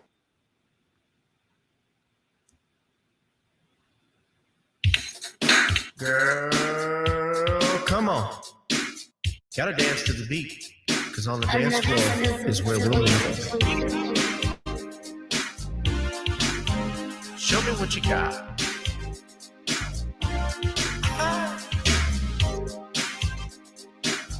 Gotta feel the groove. Feel the groove, get on the floor. Get on the. Right now the party's wasted. There's nothing much to do. But once the groove gets started, tell me, what do you have to lose? Just look into my eyes, girl, as we glide across the room. And what to my surprise now, the beat takes hold of you. Now if you're feeling like I'm feeling, so come on baby, let's start dealing. Time to get this party started. Ain't no time for the broken hearted. When the rhythm takes hold of you, there's only one thing left to do, cause the beat is really really grooving. Time to feel your body moving. Gotta get on up and move your body. Cause when the beat is really grooving, it's time to feel your body moving. Gotta get on up and shake something. Feel the groove, get on the floor. Get on up. Tell the DJ play the whispers. Rock steady in the mood. Put on earth, wind, and fire. Tonight we're gonna groove. Show me how you do the four corners. Electric slide or two. Hit the bus stop or do the bunny hop, baby. It's really up to you. Now if you're feeling like I'm feeling, so come on baby, let's start dealing. Time to get this party started. Ain't no time for the broken hearted. When the rhythm takes hold of you, there's only one thing left to do. Cause the beat is really grooving. Time to feel your body moving. Gotta get on up and move your body. Cause when the beat is really grooving, it's time to feel your body moving. Gotta get on up and shake something. Feel the groove, get on the floor. Get on up. Now, 2020 hasn't been the best year of all times. We've been dealing with death, the pandemic, racism, bad policing, and all the bad rhymes. But like Uncle Snoop once said, if you're breathing, you're achieving. So if you're ready, I need you all to get on up. Are you ready? 1 and 2 and 3 and 4. Get your butt on the dance floor. 5 and 6 and 7, 8. This jam we appreciate. We're gonna slide and step on the beat. On the dance floor is where we'll be. Feel the groove, get on the floor. Get on up and move your body. Cause when the beat is really grooving, it's time to feel your body moving. Gotta get on up and shake something. Feel the groove, get on the floor. Get on up, baby. Yeah, gotta get on up. Come on, baby, gotta get on up, baby. Feel the groove, get on the floor. Get on up. Good night, guys. And for the record, by the way, let me just say rest in peace, James Caan, a.k.a. Sonny Corleone from The Godfather, who passed away on yesterday. I'm just fine. Well, we found out today, but he passed away on yesterday, and they just announced it. But rest in peace to Sonny. All right, guys. Good night. I'll see y'all in the next one. This has been Charles K. Barkley. I'll holla. Holla for $1. Let me get that Krispy Kreme, honey. I do eat fresh. I do Subway commercials now, but I love a Krispy Kreme.